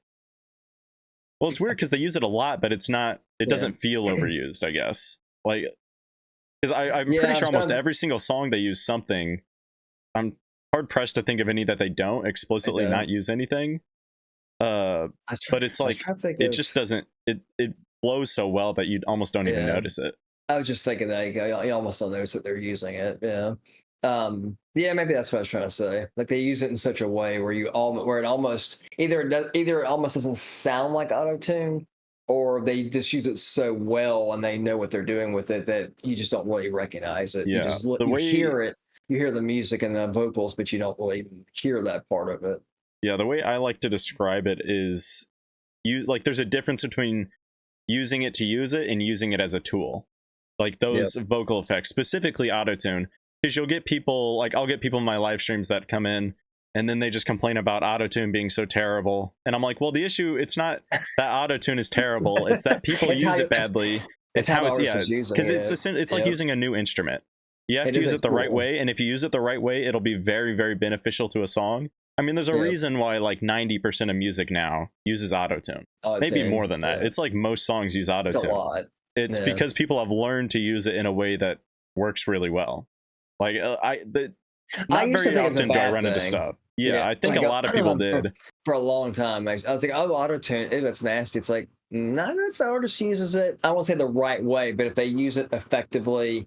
Yeah. And maybe what I was thinking about with Sleep Token, they use it effectively and they use it purposefully. They use it for a aids what they're specific. making. Exactly. Yeah, they actually use it for a purpose and not just they don't use it just to use it. They're intentional with it. That's the other word I was going to think. That's like Yes, they're very there is an intentional intention behind it. Like a good example is their song. It's on "Take Me Back to Eden." Let me just pull it up really quick. It's like a big old acronym. I think I know what you're talking about. DYWTYLM. Was it did you want to you love me? I don't want to pull it up. He has this. I'll go for it. It's all good. Go for it. Let me see. I know what you're talking about, but I can't think of what it is. I'm pulling up the lyrics. Oh yeah, do you wish that you loved me? That's what the acronym's for. That one uses a pretty heavy autotune compared to anything else that they use, and it's very obvious, and it just works so well in that song. And I went ahead and messed around with it after I heard it because I just pulled up Ableton. I figured out what they were doing. Because essentially what they do is that they just have super heavy autotune and then they just add a bunch of reverb. So it has a really cool effect on it. And like that's done so well. And it's the only song that I remember that they use it so heavily, at least on that album. But it does feel so purposeful and it matches the light feeling nature of like you're kind of like on a cloud. That's the feeling I get out of that song. And I think it amplifies that. I was gonna say Vessel's vocals definitely help with that. Like I think that's the thing. Auto tune for Sleep Token. I think I think Vessel's voice is kind of unique in the sense that, well, his voice is just unique in general. But I think it's kind of almost uniquely suited for auto tune because like auto tune actually kind of enhances his voice when they use it. But like we both said, they also use it intentionally and like purposefully. They know how to use it so that it can actually do that. Yeah, and autotune is weird because like from my experience of using it, it's like you can work with autotune to make something that would sound bad without it sound good because the way that it'll correct it, you can kind of manipulate it to work in your favor.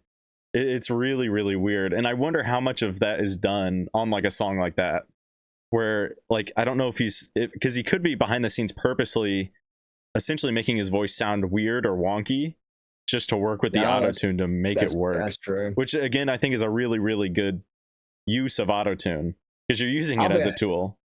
I'll be honest, dude. I wish you and me and Jimmy could have reacted to the Sleep Token albums together because, like, you hadn't listened to them, and I don't think he's listened to but a few songs. Like, he did react to Emergence on Solo. I think it was on a live stream, but I couldn't be in. But I don't think he's listened to a full album yet. I think that's the best way to listen to them. Like when you mention your Discord, you're gonna react to the albums. Like, oh man, I wish you and me and Jimmy could react to them together. That'd be like awesome. I mean, it doesn't always work out, but I mean, I'm glad you have, and I hope he does. Like whether he collabs with anybody to do them or he does them on his own. Like I hope he listens to all three albums because he has listened to Emergence, which I'm gonna react to as well. But yeah, like I feel like Sleep Token, at least as of right now with these last three albums, they're kind of in line with Dark Side of the Moon with Pink Floyd. Like it's best to listen to from beginning to end because he is telling a story. And it's so funny that we're talking about Sleep Token because the other night, Megan and I did a deep dive into the Sleep Token lore, and then holy crap, there were some it gets deep. Like it's, but it's also like. It's equal parts complex, but I think part of that complexity comes from the mysteriousness of it too. So like it's kind of like 21 Pilots then, I would have. Because some of it's left to interpretation in a way. Yeah. To where, like, how do I explain it? An idea or a concept or a question might be posed, and it's left to a certain degree. It's left to the listener to interpret it and decide for themselves what the actual answer is to it, basically. Yeah, if that makes any sense. No, like, for sure. You can, because you can hear a lyric, and you're just like, oh, that's a beautiful lyric. I like the way his voice sounded with this. But it's like, okay, but if you go read the lyrics, there's meaning behind it. he's actually talking about something or someone. And some of it is very easy to decipher, and some of it's not. And like I started reading some of it, and Megan and I were reading it, and we're just like, wow, that is not what I thought was going on there. Like, and some of it's just and a lot of people that even break it down and interpret it and like give their interpretation of it will even say openly, like, I have no idea if I'm right or wrong. This is literally just my interpretation of the lyrics and what I understand the story to be going on in this album. You're free to come to your own conclusion, but this is kind of what I know is going on, and also what I think is happening, basically. And it's just fascinating because, like, I am, and I'm saying, and for me, I feel like Sleep Token is one of those bands where, so I struggled at first with 21 Pilots, like you mentioned, because I couldn't decide if I wanted to do the lore first or go into their other music. But for me personally, I just felt it wasn't so much get it out of the way, but it was more of I've heard about it so much, and I find it so interesting and compelling that I was like, "Hey, I want to do the lore. I want to see what Tyler's mind has conjured. Like, what is this? What is this world? What is this place that he has come up with in his mind? I mean, I want to see how it unfolds. Plus the fact that it spans across their entire discography, more or less. I can hear the different styles of music in there. I'm kind of glad I did it that way with them. I'm glad I did it the opposite way with Sleep Token, because I don't know that I would understand any of the lore behind Sleep Token at all if I hadn't heard their music first. I don't think it would make any sense. I think mainly that's because of how the songs sound, because you can hear how Vessel is singing and like how he sings a specific word in the lyrics. Yeah. And also just like the melody. Oh, and you can 100%. I'm glad that you mentioned that, because the way, that's one thing I really highlighted when talking about those albums, is that the way that they compose their music, you can a lot of times get like the emotion gets across without the lyrics. Like they could be saying nothing and I think the emotion still carries over really well. Just the music. Yeah. Masterfully done when it comes to that. One thing, I don't know if you know this, there's it's something, since now you've reacted to their first 3 albums, I think you owe it yourself actually go on YouTube and let me see if I can pull it and I can take exactly what to look for. I think it was Drummia. Do you know that YouTube channel? It kind of sounds familiar, but I'm gonna say no. So they did, this was fascinating to me. They actually, okay, there it is. If you type in if you type in Drummio, Sleep Token, and then because our drummer is 2, they actually did an interview with him. I think was that recent, because I think I saw it pop up on my For You page. The first one was actually a year ago. Oh wait, no, maybe it wasn't this. I think it's somebody else. Actually, both of them were. Yeah, it's literally a 53-minute, 52-second video of them. I highly recommend checking that out. Like, it was fascinating.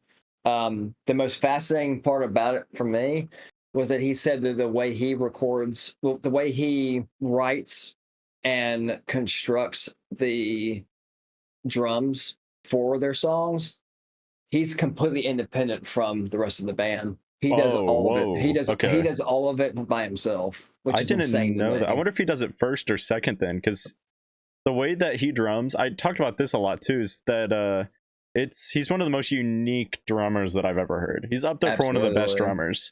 I think did you know he actually won Drummer of the Year last year? No, I didn't. I'm not surprised though. Like when you just said that, that's why I wanted to ask you that. He actually won Drummer of the Year. He won, deserves it. This is what's awesome. He won Drummer of the Year. Pal from The Warning won Rock Drummer of the Year. Really, that adds up. They're both really good. Yep. Although to be honest, 2 might be the best drummer I've ever heard. To be frank here, that's fair. Some of the, I don't know, just the time signatures and just how he does things, like, I don't know, it's so interesting because I've never heard anybody quite do it like that. I don't know how to describe his drumming because it's just so much different. It does feel like each set is built specific to each song. While I feel like a lot of other drummers, Yeah. I don't want to say run of the mill, but it does feel like I they're just just kind of doing a I basic thing hate to use throughout. the word, but generic. Exactly. Like And it's like I kind of hate to use that word. no Yeah. no hate to Well, them or that's whatever, because it's still yeah. impressive. It's just this is a whole nother level. It is wild what he does. Just the fact that you said that alone, yeah, you definitely need to check that video out. Like, there's a reason why from a year ago it has 3.5 million views. Because like Yeah. the guy actually sits down and talks to about his drumming technique, where he got it from, where he gets his ideas for what he composes for like each song. Like, it's fascinating, and just like they alter his voice so you can't tell who he actually is, just because that's sick token because they're mysterious. But I kind of like that about them. Yeah. But I just find him fascinating. Like, he's just, yeah, that video is 54 minutes long. It is not it's gone like that for I'll have me. to check Like that I out. That looks like like it'll I be a like good I was video to play a game to while watching. I love doing I that. actually just have it in the background. Yeah. Hear him talking and playing while you're playing the game. No, that's actually that'd be a good way to do it. But yeah, that's like, because the other one is I think it happened at the same. I don't know if I don't know if they cut this out of that longer video, but the one below it says the iconic drumming behind the summoning, and it says 5 chapters: intro, drum solo, and exercise 1, then exercise 2, and then full performance, and then outro. Oh yeah, I I don't know see if that's that. I don't know if that's cut out of it or not, or if that's just like a deeper dive into that one song. But even if it is cut out, I recommend watching that one too. Like, it's just because I see now, like they have like I have another one. There's 8 months ago, a little more recent. He plays "Take Me Back to Eden," and like it's like mind blowing looking at his drum kit. When they do a over the shoulder camera angle of him, I'm just like, how do you keep track of all that? And Especially with the drum pads. I don't know how any drummer is able to keep track of the drum pads because they're not labeled. They all look identical. Like, you got to exactly, memorize those yeah, things down to the bone. If you don't know them exactly, you're gonna mess up a lot of stuff. yeah. I mean, he to me, he is by far one of the most impressive drummers I've ever known, and he has like a massive amount of respect from me because I can never do it. I leave it to those people who are more artistically inclined than I am, and more musically inclined, because I cannot. I don't think I can keep a beat like that. That's insane what he does, Yeah, skill because and like when I everything, think of his best ability. drummers now, I'm thinking of two. I'm thinking of the drummer for Foo Fighters, R.I.P. He recently passed away. And then Pow. That's probably three Oh that I can yeah, explicitly like think of off the top of my head. Oh, and Nate Wants to Battle. He's pretty good too for being a I'm solo artist. not sure if I've heard of him or not. He used to make a Um, bunch of like who video was? game music. Oh, have you ever listened to any of okay, you said you never heard of Dream Theater. Uh, you definitely should check them out because their drummer Mike Portnoy is considered one of the best drummers in the world, if I remember correctly. Mike Portnoy. I don't know if Um, I just think that I've heard his name or if I'm thinking of the Barstool Sports CEO. What's his name? Dave Portnoy. Because when I hear Portnoy, that's immediately what I think of. what you think of? That's actually pretty funny. Yeah, they've actually been around since '85. That's 40 years this year. I didn't know they've been around that long. That's That's probably why I crazy. think I've heard of them then. Because it's like it's like I vaguely recognize the name, but apparently I don't have any music added by them. Because I think you'll really like them because they're progressive metal, so they're very much in the vein of Sleep Token. Probably more Sleep Token actually than Pink Floyd. I'm not sure how I would categorize Pink Floyd, honestly, genre wise. I don't consider them metal. I consider them more Psychedelic rock, rock. psychedelic rock. Actually, that'd be Yeah, a good one. Yeah. I haven't listened to a whole lot from them, but I'm gonna keep it real here. I haven't been the biggest fan of the Pink Floyd songs I've heard. Oh, Other that's okay. than Brick in the Wall. I think that one's pretty good. I do like that one. Have you heard "Comfortably Numb"? I think I have. I at the very least the name is iconic. Okay, there's because probably a lot of there's songs that I've heard and just don't remember from when I don't tried them out remember. a while back. Who knows? I could like them more now though, because my style, Is there? what I like, kind of changes throughout the years. Oh, I'm the same way. The reason I asked is because there's actually a very specific performance from them uh, that I recommend. Like, pretty much anybody watch. I'll have to send you a link to it. But okay, so the best way I can describe this is the way the guitar solo is recorded on the album. It basically gets cut off about halfway through it. You don't hear the full guitar solo, which is kind of a travesty, honestly, in my opinion. The good news is, if you watch the live version of it, not only do you hear the whole thing, but he cut David Gilmour. I've got the blank. I'm like, I know his name because I love them so much. But David Gilmour is able to take it a step further and basically like ad lib or improv on the guitar solo. That guitar solo, even from the album, is considered one of the most iconic guitar solos in all of music, and for a lot of people, it's considered the best guitar solo. I don't know if I go that far personally, but I think his live performance of it is one of the best ever done, personally. But I'll have to DM you a link to it so you can check it out. I wouldn't mind hearing that. It reminds me of it's a Tom Petty song, American Girl, where it ends with the guitar solo and it just fades out. And it leads me to wonder how much longer that guitar solo originally was, because that's one of my favorite guitar solos of all time. And I wish it was longer. Is there like an extended version of it somewhere? I tried to look for an extended version. I haven't checked for a live version though, so that might exist. That's my I need to check that out because I actually. love that song a lot, and it sucks that guitar solo gets cut off seemingly super soon. It feels like it doesn't have very much time before it fades out to obscurity. Doesn't any time to like grow or stretch out or anything. Exactly. Yeah. That's the same way I've kind of, like, that's one thing that disappoints me about Comfortably Numb is that they gave it time for the build up, but like they fade the song out like right at the peak of it, which is to me almost worse. Because like, okay, you got me built up, you got me excited. Okay, here's the peak or climax of it, and you're going into the best part of it, and you just like fade out over the next like 5 to 10 seconds. And I'm like, why did you do that? I feel like that's probably why I hate fade outs a lot in music. It's like a huge tease. Like, yeah, I don't mind ending a song with a fade out. I think it kind of depends.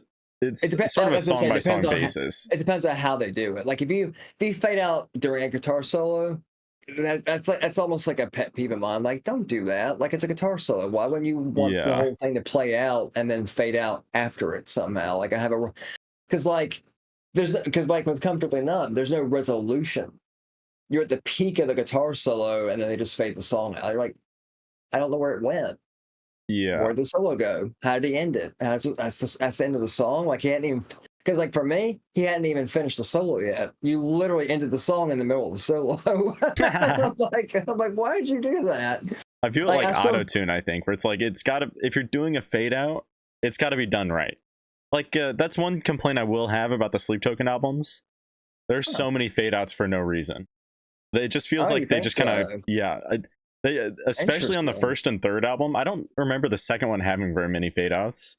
The first and third, though, it's like every other song just has a fade out, and what to me feels like no reason. Like, they could have just easily cut them off, like with a sudden stop, and it would have been so much better. Really? Oh, yeah. Maybe if you listen to those albums with that in mind, you might understand where I'm coming from. Where you're coming from? I want to listen to them all the way over again anyway, because like I'm so fat. Like, now that I've heard the first and the third, but I want to react to the second anyway. I think what I might do is actually listen to the first one through before I react to the second one. That would be fresh in my mind when I go into it, because they do all link together over all three albums. Because I can't remember if any of them, were structured like The Dark Side of the Moon, where they literally just bleed into each other as one long track, or if there are cutoffs between each track. I can't remember. I feel like the closest is album 2 to doing that, but they're all, I feel like especially the first and third are very kind of choppy. First one especially, because when I listened through that one, I noticed that it wasn't very consistent in sound throughout. So you get kind of a choppy sound throughout. Third one, not so much. I feel like it's a lot more consistent. Second one, though, by far, I think kind of melds together better. Interesting. Okay. It's to me, it's awesome and fascinating that we actually ended up getting into Sleep Token in the conversation, because it's always fascinating to me to like hear somebody else's thoughts and feelings about them, compared to mine, because everybody seems to have their own interpretation of them, but also just the things you're picking up on that I may not have picked up on at all. Which I grant part of that is the fact that I haven't listened to the first one in a while. Because yeah, I reacted to the first album, I think over a year ago, actually, on my channel. I think it was over a year. So, man, it's been a while. So, yeah, I think before I do the second one again, I probably should listen to the first one over again so I can, because I know that's going to sound different, but it's still Sleep Token. But it also give me an idea with the story. Like at least this way I can like read the lyrics as the songs are playing, so I can read what he's saying, read what he's singing, and then also pay attention to the melody and the music as I go through the first album. I think that'll probably help me a lot. Yeah. Because I'll be honest, there's still parts of the story that I don't necessarily understand. Like, I think the third one becomes especially obscure. yeah, because when Megan and I were looking at that lore website, like I like the way the writer composed their lore breakdown, because they did it as like a conversation, because they said that basically the way the albums are structured is that it's a conversation between Vessel to himself and Vessel to Sleep, and then Sleep to Vessel. And one of the things I don't understand, I think people said this is one of the things that's interpreted, is Eden. Because, like, is Eden a person? Is it a place? Yeah, that's one of those things. Like, because I remember listening to the third one, and take me back to Eden. It's like, okay, well, I could take that as a religious context, or an actual woman named Eden. Like, Yeah.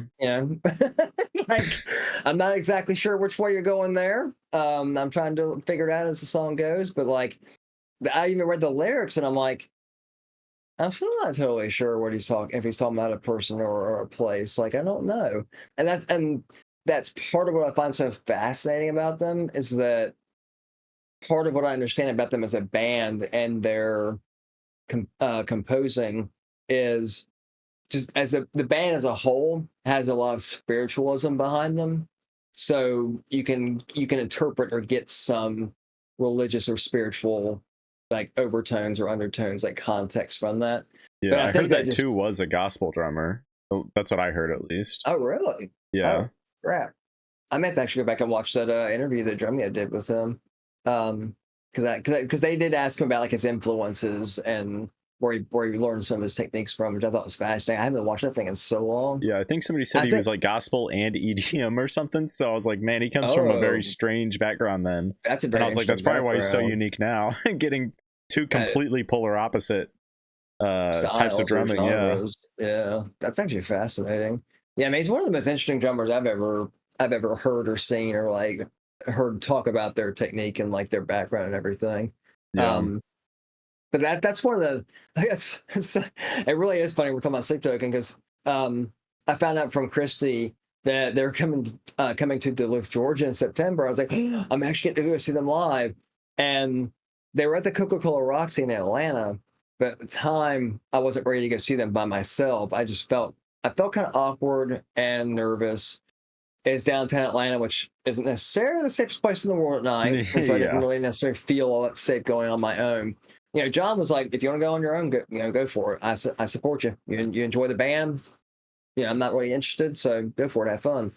And the only thing is, it was a much smaller, more intimate venue, so I knew there'd be fewer tickets, probably like 300 to 500. It doesn't seat very many at all. So they're coming to Gas South Arena in Duluth, Georgia, like 22,000 seats, and got a pre-sale code. So did Christy. Got online at 10 a.m. I can't help but laugh. Dude, when I entered the queue, I had 46,000 people ahead of me. I heard that it was a debacle with trying to get tickets this time around. So by the time I got in there, all pre-sale tickets were gone. Nothing was available. So I was like, okay, well, I'll try general public. I was like, yeah, good luck, Scott. Logged in at 9:50, and I got in the queue, and I had like, I think it was between 20 and 30,000 people ahead of me, but it dropped off because I think people realized, oh, there are no tickets available, or they're outrageously expensive. By the time I got to the first in line, I got like, hey, it's almost your turn. All tickets are sold out, and I'm like, yep, figured. So it's sold out in 24 hours, basically. I have a feeling it's sold out in 15 minutes, honestly. Yeah, that But is one thing. like, Ticket pricing is way too high now. It is well, crazy. well, what got me is like when I first got in on the pre-sale, the range was $55 to like 300-ish, I think. As time went on, I kept refreshing. That $55 disappeared and went to 99. And I was like, oh, so now the cheapest seat's $100. Well, 100's not too bad. I went on like StubHub and SeatGeek, and they had prices up to like almost $1,000. Christy said that when she got in with her pre-sale code, she said that there were seats next to the stage, $450 each.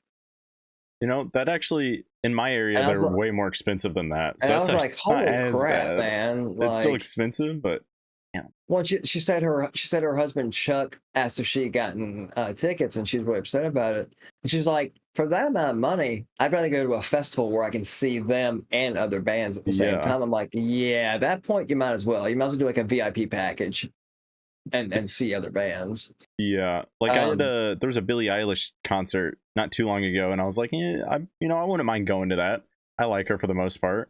yeah, And when I saw the ticket pricing, I was blown away. It was like just seats, because you picture an arena with like a general admission area in the middle. yeah. Just the seats that are like first row in any part of the arena was like $600. If you wanted, because general admission standing seats has blown up for some reason. It was like, how much was it? It had to have at least been $200 or $300 for standing seats in For general admission. standing general Yeah, admission, for some reason, wow. general admission, I don't know if it's my generation just likes them more. They have like doubled, tripled in price and are more expensive than some of the seating, like I actual sit down think seats.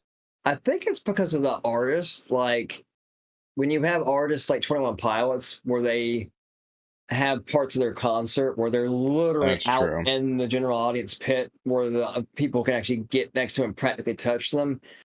The idea that that's even possible, people are willing to spend hundreds of dollars to be able to experience that and do that. Yeah, I will. Um, I did a end up lot of spending 150 for those seats for all the 21 Pilots concerts I've been to. Well worth it though. shit. Those ones are good. I was gonna say, oh, dude, Sherry, Kayla, and Bella and I went to go see them in September last year, and dude, it was crazy. Sherry and I got on there. I think Kayla did. Yeah, we got on there, all three of us together, looking for seats.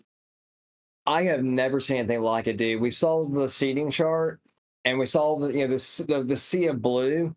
The tickets sold so fast. We were literally just watching the blue dots turn gray all over the map, or people were like reserving seats, and we're just Yeah. like, how are we going to do this? And we're like, quick, you pick a section, I'll pick a section, I'll pick a section, and whoever finds four seats together, quick, get them. We wanted to sit a little bit closer down to the floor, but honestly, for what we got, I think we paid $120 per person. And I was like, well, shoot, for the for the seats we got, the view we got, I'm okay with that. Like for my first 21 Pilots concert, like I wasn't willing to spend, $200 or $300 because I've never seen them live before. Yeah. I don't know that I still don't know right now that I would do that for a future concert, but I'd be willing to spend a little bit more than what we spent then, because I think they were like $94 with, and then you include the taxes and fees and everything, and it bumped it about 120. That wasn't that bad in my opinion Yeah, for it's a not 21 Pilots terrible. I mean, concert. I know the most recent concert was way too much for me in my area for 21 Pilots. It like doubled or tripled in price from what it had been, because I was paying like Wow. $150 per ticket already, and I'd usually buy two to get somebody to go with me. Yeah. And I was like, I cannot afford to buy even one ticket now for the price of what I That was buying two that before. price. So Yeah. I just wasn't able to go, unfortunately. I probably won't see him again, but at least I got to go three Yeah. times before they got that expensive. I don't know. You never know. Like with Clancy, there's a good chance that they might do a second leg of the U.S. tour I because was wondering about that. because Sherry and Tosh, Meow Meow, and Kayla have all been kind of keeping their eyes peeled online and on Twitter and everything. Um, X. Because that's what it's called. Yeah. So I'll use that, even though my brain doesn't compute with my brain. So they've all been watching it like a hawk and trying to keep track of all of it and see if it ever happens. Because they're in the mindset of if it does, they'd all want to go together, which would be awesome if we could. I have a bad feeling that it's probably going to be even more expensive though, because the second leg, I have a feeling they probably check the prices up. You get a lot of people that will go to both too, which is. Dude, I wish they had some sort of way to keep people insane. from doing that, because they have a big enough fan base to easily fill every venue twice with new people. Like not a single person not being the same. Well, I mean, did you hear about Mexico City? What about it? They sold out a 60,000 seat arena. Yep. I feel like the Mexicans really, really like alt rock. I see like they love Imagine Dragons, they love 21 Pilots, like they love them more than anybody else. Same with South America. You might be onto something. Yeah, they love them. They love them a lot. Well, actually, that probably helps. Well, it helps that that's their home city, but that probably helps explain why the Warning is able to sell out their venues like they do. Because I mean, I know it's Mexico City, so that's where they're based out of. But still, I mean, 60,000 seat arena.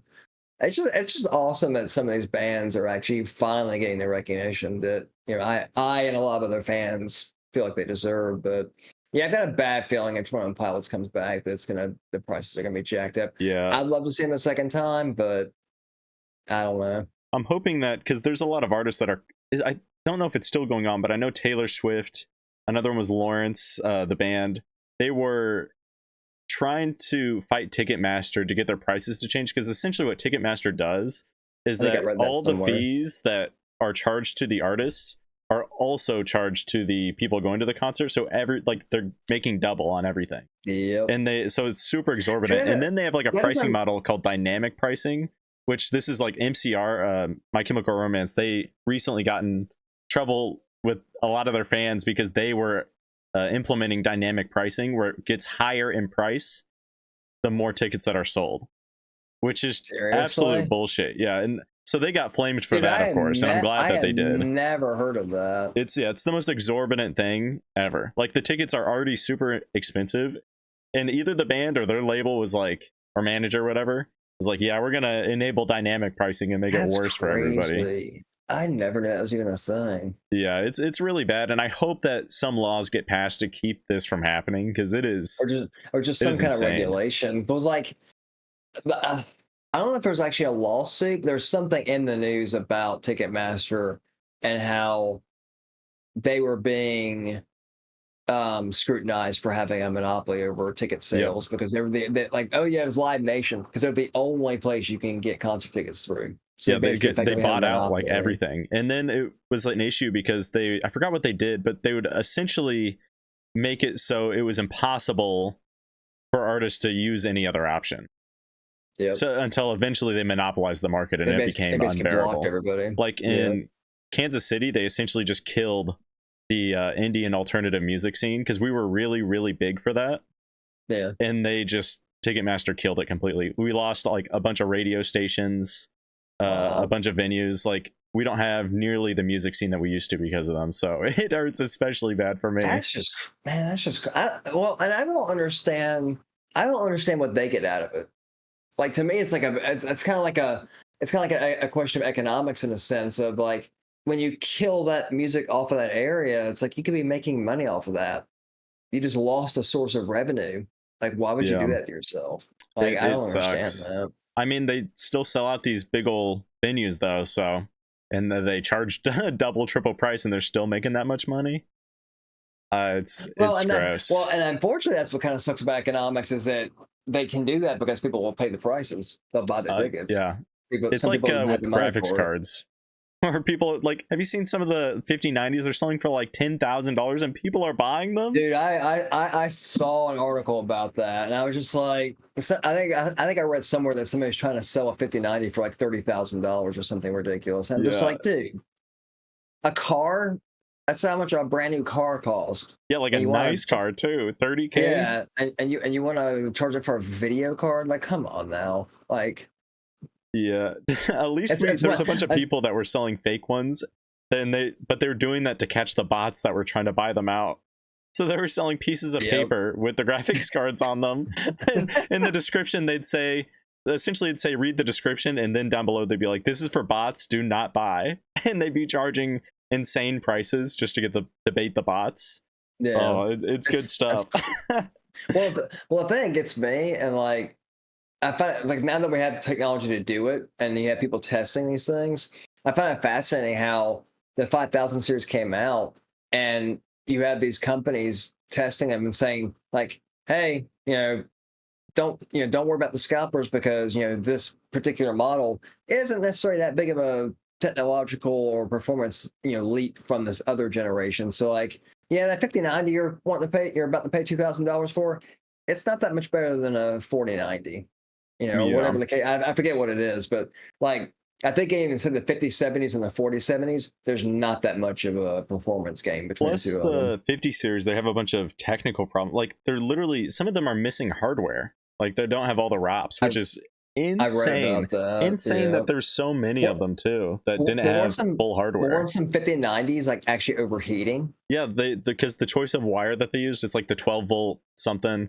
It was essentially they didn't forgot exactly what they did, but it wasn't regulating the power and heat right. So I think it wasn't measuring the heat. So when it would get hot, it wouldn't know. So it would completely melt the wire. So and I'm like, this is ridiculous. You're charging $2,000 MSRP for this card, and you're having missing ROPs and it's melting. Kind of issue. Yeah, it's crazy. Well, and that, like the ladder is the kind of stuff I don't understand. Like, how did you not catch that in QC? They had to have, especially the ROPs. Seen that, because with the ROPs they had numbers ready to give out. They have to actually count those. Yeah, they had percentages ready of how many were missing them when it became a problem. That's something that's physically on the card itself. Like, how do you not know what's missing? Like, yeah, they knew with that, and they were just hoping nobody noticed. Of course, people did. Crazy to me. I mean, I hate to say it, but it's one of the reasons why I don't typically go for the top of the line video card. Like, I had what did I have in this one before? Like, I have an RTX 4070 Super right now, but I think I had a 3060 maybe. No, I had something lower than that. I think I had 3050. Like it was an insane jump between what I had before this one. It was a GTX something. I forget what it was, and I can't even believe it. I brought up a game, and I maxed it out, and it was still 60 FPS. I'm like, I can't believe that's actually doing 60 FPS in like all max settings. Like, what the heck? Really the selling point was I bought it at Micro Center. And really, the selling point was with the video encoding, because the guy at Microsoft was like, "Well, what are you using it for?" I was like, "Well, I'm going to do some gaming, but more than anything, I watch videos on YouTube and actually do reactions." He's like, "Oh, he's like, you should get the 4070 Super. I'm telling you right now," because I was looking at the 3060, and then I was looking at the 4060, I think. And he's like, honestly, for the $50 to $100 difference, you're gonna see performance gains. He's like, trust me, get the 4070 Super. You're not going to regret it. And he's right. I don't. Like it does everything I need to do. Anything I throw at it, it can handle it. And the encoding is the biggest thing, because like, any kind of long reaction I do, it's going to take time to encode that. And with the way YouTube works with its copyright stuff, I've literally had to send a video. I've had to upload a video like 6 different times to get it to go through once, which is just unacceptable. I stopped myself because I was about to say something I didn't want to say, because I was probably going to regret it. So I'll just say it's unacceptable. I have a feeling you probably know what word I was going to say. Yeah, I've been there. Like with one of my Hosier videos, it's like a 2-hour long video. I had to re-upload that thing like 5 times. Because like since we know this video is gonna go on your YouTube channel, I'm not gonna say it. I stopped myself. I was like, wait, this is gonna go on YouTube. Don't say it, Scott. Yeah, that like. Well, I've had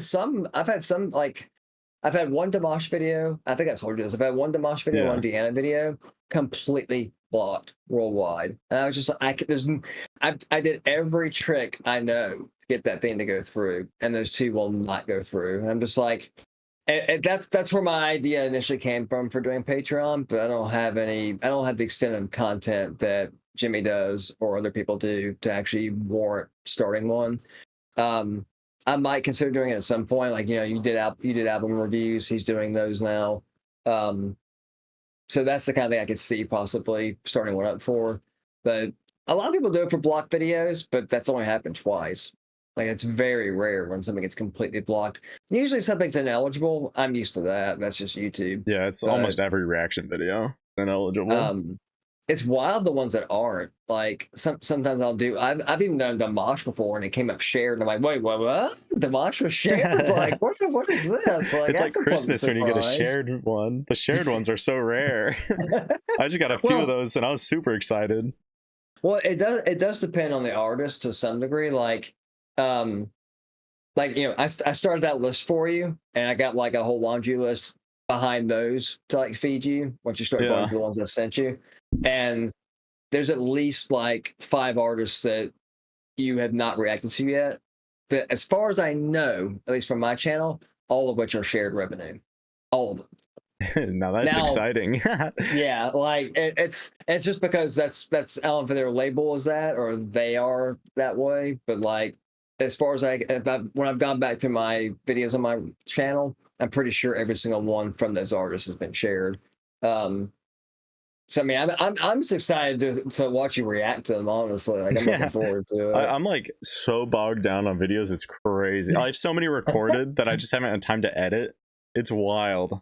Well, that's what happened. Like, it's funny you said that because, like, when I was talking to Megan and I was talking about, live streaming, and I was thinking about what Jimmy does and what you do and what anybody else that streams does, and how many reactions you get out of one.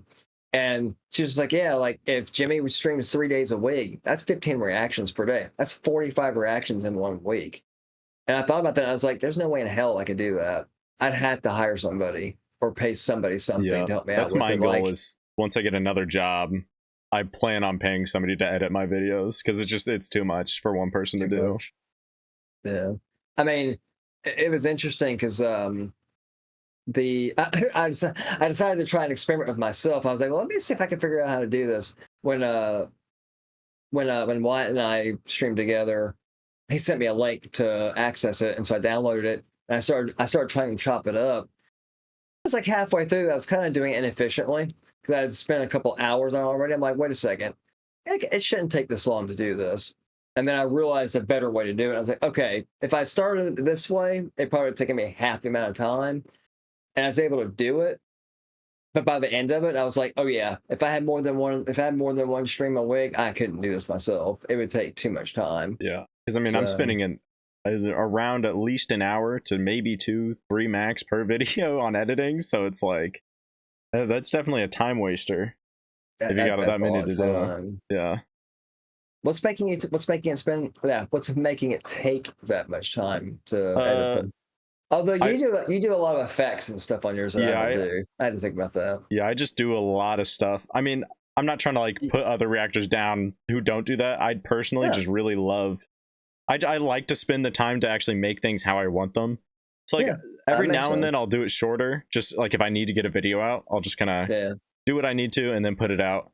Um, but yeah, there's a lot of stuff that I do, and I think the worst part is a lot of it is going to go unnoticed because it's subtle things that have to do with like audio or image quality. It's just certain things that most people aren't even going to notice, but I do. So I'm like, I got to do these things, otherwise it's going to bother me. I was gonna say that's what matters is your level of quality. What's satisfactory to you? Yeah. Yeah, and then like I'll go through and like cut up like I do a lot of cutting in my videos too, just because I tend to talk a lot with the chat about each song. So there's a lot of just kind of filler stuff that's See, unnecessary. I've wondered about that with any live streams I do with the reactions because, like, dude, that's the one thing I was starting to pick up on when I was live streaming with Jimmy the 2 times we've done it, and then with Wyatt also, is like when I was on their channels. So with Jimmy the first time, it was the first time, and so I was a fish out of water. I didn't know what was going on. I was trying to just get a feel for the flow and rhythm of everything. It didn't hit me until I had him on my channel because that's when I realized at a certain point just how much time I was spending on chat. And then I look over in Discord, and Megan had like 7 reactions piled up that had been paid for. And Megan would like DM me, and she's like, y'all are yapping. She's like, you want to do a reaction? And I'm like, oh shit. Like, yeah, that's kind of what we're here for is like, yeah, it's true. Spend time with chat, but we need to do reactions. That is kind of the main purpose of live streaming. So that was my first kind of foray into that, and like my first realization of, okay, there's a balance to be struck between interacting with chat and enjoying that conversation, but then also doing what they paid you to do, which is to react to the song that they sent Yeah. in. It definitely takes some time to get that balance just right. I was lucky enough, well, lucky depending on how you look at it, where I started off with a low amount of viewers, and then it slowly kind of got more Increased and over more time. over time. So I was able to kind of adapt to it as I got more viewers. But Yeah. like, if you're starting off with 10 plus viewers, it's probably going to take a little more time, or more of like a shock, I guess, to kind of get used to how to process the chats like in a way that's like you're reading everything, but also you're not spending too much time on everything. I'm on it. Yeah, that makes sense. Because that's the one thing that I've got to figure out. Also, is like when I go back and read, because like I'm one of those people that's like Jimmy. Like I'll not pay attention to the chat so I can focus on the video in front of me. So I know 10, 15 minutes later I'm gonna have to go back and chat and scroll back up to see what I missed. I think my challenge is going to be as I read through chat kind of skim read it, but like and try to interpret it as I'm reading it. Okay, was that an answer to one of my questions from my reaction? Was that even directed at me? Was that a conversation between two other people? And like try not to take 30 minutes to like go through all that and catch back up. Like I think that's Yeah. gonna be my challenge, honestly. Usually, like as I'm reacting, sometimes I'll glance over, do a quick skim, just to kind of keep an idea of where I'm at chat wise. So then I can kind of keep track of when people said things during the song. So then when I Like if you respond to them, so then like I if have you an asked a idea of where they were question, talking about. Like if gotcha. they were like, oh, this part is like this or whatever, if I just glance over really quick, read like the first couple words or just kind of skim it, then I'll have an idea of what I need to say regarding what they I, said, since I'm not pausing for every comment. I feel like if I can do that, that would actually be ideal. Because like I've seen you do that. I've seen Jimmy do it. Um, I'm not sure about Wolf or Johnny, but I've seen a few reactors. Sometimes I'll actually pause and look over if something just catches their eye. But I've seen a lot of people just kind of glance over real quick and then look back. So if they and like you said, usually it's like right after they ask the question, because a lot of times somebody will know the answer pretty quickly, especially if they're the one who requested it. Yeah. So if you ask a question like what's that instrument they're playing, like if y'all know, you look in the camera like, hey, if y'all can let me know, that'd be awesome. But you're live streaming, so like wait 5-10 seconds, you can kind of glance over, like you can pause, like, oh, okay, well, so and so, Emily just told me this is the instrument. Like, thank you for the information. Like, so you can actually give them a shout out Yeah, in a way to let exactly. them know that you saw it and you saw their answer and everything. But yeah, I mean, it's definitely even after the three live streams I've done. Well, actually four. Yeah, two. Well, no, actually four. Yeah, me and Jimmy solo with Wyatt, and then you joined the multi. Yeah, that's right, the multi reactor.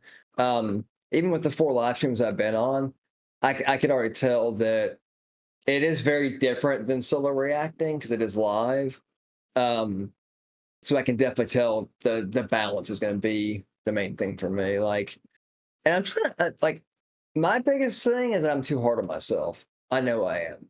I beat myself up. I'm like, you're spending too much time doing this. You should, do a reaction. Don't spend more than 5 minutes on chat. And it's like, you can spend more than 5 minutes, but don't spend 30. Yeah. I mean, because some of my reactions for a song will be like without cutting it down, 10-15 minutes if I'm talking to chat enough in between. Kind of depends on the Yeah. length of the song too. But that's where the video editing magic comes in. So when I come through, I can cut it Yeah. down so it seems You half can the kind of cut size. And I just like I leave the chats and in that are clip it. relevant. And if they're irrelevant That makes or sense. just they're kind of like I'm talking about the same thing for too long, then I'm like, okay, I don't need all that. I can just leave it down to this. And then No, that's that. that makes sense. 'Cause, like I've actually I'm glad you said that because like even I've noticed, um, depending on the artist of the video, even I notice sometimes I'll be in the middle of a reaction and something will catch my eye or my ears, and so I'll pause it and I'll start talking about something, and like I'll get really involved or really in depth and like get in the weeds sometimes about what I'm talking about. And then the next thing I know, I'm thinking to myself, "Oh shit, this is gonna be like a 20-minute long reaction." Like, I need to stop talking so much and like get back to the reaction. Oddly enough, a lot of them are with artists like Nightwish because they're long videos. But there's usually a lot for me to find to talk about. Um, but I can kind of equate that to what you're saying with live streaming. Like I've noticed sometimes in a reaction, I'll be talking for a while, and then I'll catch myself. I'd be like, sorry for getting so into the weeds, back to the reaction kind of thing. So like the problem with me is that it can take a while for me to realize that because I get so absorbed into the video. Yeah, that'll happen to me too, especially depending on the song. Or sometimes, have you ever like you talk about something, you're talking about the song, and then you kind of loop back around and don't realize it? Is that'll happen to me? Or I'll say it at, like in middle of the song, and then at the end I'll repeat it again, and I'm like, I'm just gonna cut that part out because I just said the same thing twice. Dude, half the time I won't realize I'm doing it until I've already done it, and then I'll be like, I just said that, didn't I? I think I'm talking in a circle now. I was like, okay, I'm gonna go back to the video and back to the reaction again because it won't occur to me until after I've already said it. Like some people can catch themselves and they'll be thinking it, but they won't say it again. So I'm like, okay, I'm thinking the same thing again. So I'll just be speaking in circles, but I'll usually already have said it. And I'm like, I think I just said that. It's like, I think I already said that once. So like, I should keep going through the reaction, but oh yeah, that's happened to me multiple times, probably more times than I care to remember, honestly. But Yeah. I discovered that's just kind of the nature of reactions in a way. Like you never know how each one's gonna play out. So, which is part of the exciting part about them for me. Yeah. So, if I ever catch myself doing that too, sometimes I'll just try to expand upon my thoughts because there's half the time that's likely why I went back to it is because I had another idea that was kind of adjacent, so it ended up being this like super similar. So then I'll just try to expand upon it as much as possible. So then it is sort of its own separate idea too. It's not the exact same thing you said before. Yeah, that makes sense. That makes sense. Yeah. Oh man. Right. I think midnight on the dot. How about that? Yeah, I think it's probably a good time to call it. It's going to be a long one. Hey, we like to talk. We like to yap, right? Yeah. But yeah, I appreciate you hanging in here. That's been awesome. It's been awesome talking to you. It's been awesome having you. Thank you for inviting me to join the podcast. Of course, I appreciate it, Ratty. Do you have anything you want to plug, like your channel, any upcoming projects or anything? So I definitely plan to catch up with Sleep Token. They have the Emergence. I'm gonna react to their second album, like I said again. Mainly just catch me on my YouTube channel. I'm gonna try to get back into uploading videos again. I promise I'm getting back to them. I haven't disappeared. I haven't vanished. It's nothing like that. Y'all, apologize for taking so long and not having anything up for almost a month now. It's just life's been crazy and been going through some things, but I appreciate your patience and understanding. I'm hoping to actually, I'm hoping you and I can live stream. Heck yeah. Together. we need to collab. We need to not just do a podcast. We should do a live stream music reactions together. And we need to get you, me, and Jimmy together too. At some point when we can do it, we need to get you, me, and Jimmy and Wyatt all together. Hell yeah. I think that'd be a blast. So honestly, it'd be awesome. And I know this is going to be a stretch, but if we could get you, me, Jimmy, Wyatt, Wolf, and Dom like all together, like the stream team. I'd be like that. Yeah, the stream team. I'd be like the epic, live stream combo. So anybody watching this, if y'all watch this, let's make it happen, okay? Heck yeah. I'm trying. Oh, I think I can say that I do plan to live stream again. I know because I know some people on my channel probably like, "Hey, one and done. Like, what happened to him? Like, we enjoyed it. What happened?" Because I know, Maul, if you're seeing this from Johnny Foxtrot's Discord, you asked me in my Discord, when am I going to be live streaming again? I promise I am. I do actually miss it. I've just had stuff coming up. As I told Ratty, trying to figure out scheduling, energy level, and just the combination of everything. But I do want to come back. So, yeah, hopefully that answers your question. I do plan to live stream again. I'll definitely let y'all know. I'll try to be better about marketing myself. I'm terrible at it. That was the other thing that I was gonna tell you that I have. I think I'm gonna find a challenge because I'm usually not good at talking about myself. I usually have issues with that. But between you and Jimmy and Sherry and like Johnny, like everybody's coming to me like, hey man, if you're gonna live stream, let me know. I'll promote you on my channel. I mean, it means a lot. It really does. It means a lot because I'm terrible at it. I just don't like. I don't like. It's difficult for me to promote myself or talk about myself. But the fact that y'all are willing to kind of do it for me, you're extending that offer. Like, hey, let me know when you're streaming. Like, if you can let me know in advance, that's great. I'll throw up my Discord, and so people will know about it. If you have a date or a schedule figured out before I post this, I'll link it down below too. Same with the sleep token video. If you get the emergence video out, I'll make sure to put that in the description. Oh, dude, I appreciate that, brother. I appreciate that. Yeah, of course. But yeah, the live stream I almost forgot about. So that was the other thing. So there'll be some chill out streams like the first one I did, but I also want to do some actual live music reaction live streams too. So I hope y'all will be able to look forward to those. I hope to do them soon, at least one. So heck yeah. But yeah. Hey, yeah. Thank you again for having me. I appreciate it. Thanks for hopping on. I really appreciate it. Hey, absolutely. Right. I'll talk to you later. Blast, I'm glad you liked it. Absolutely.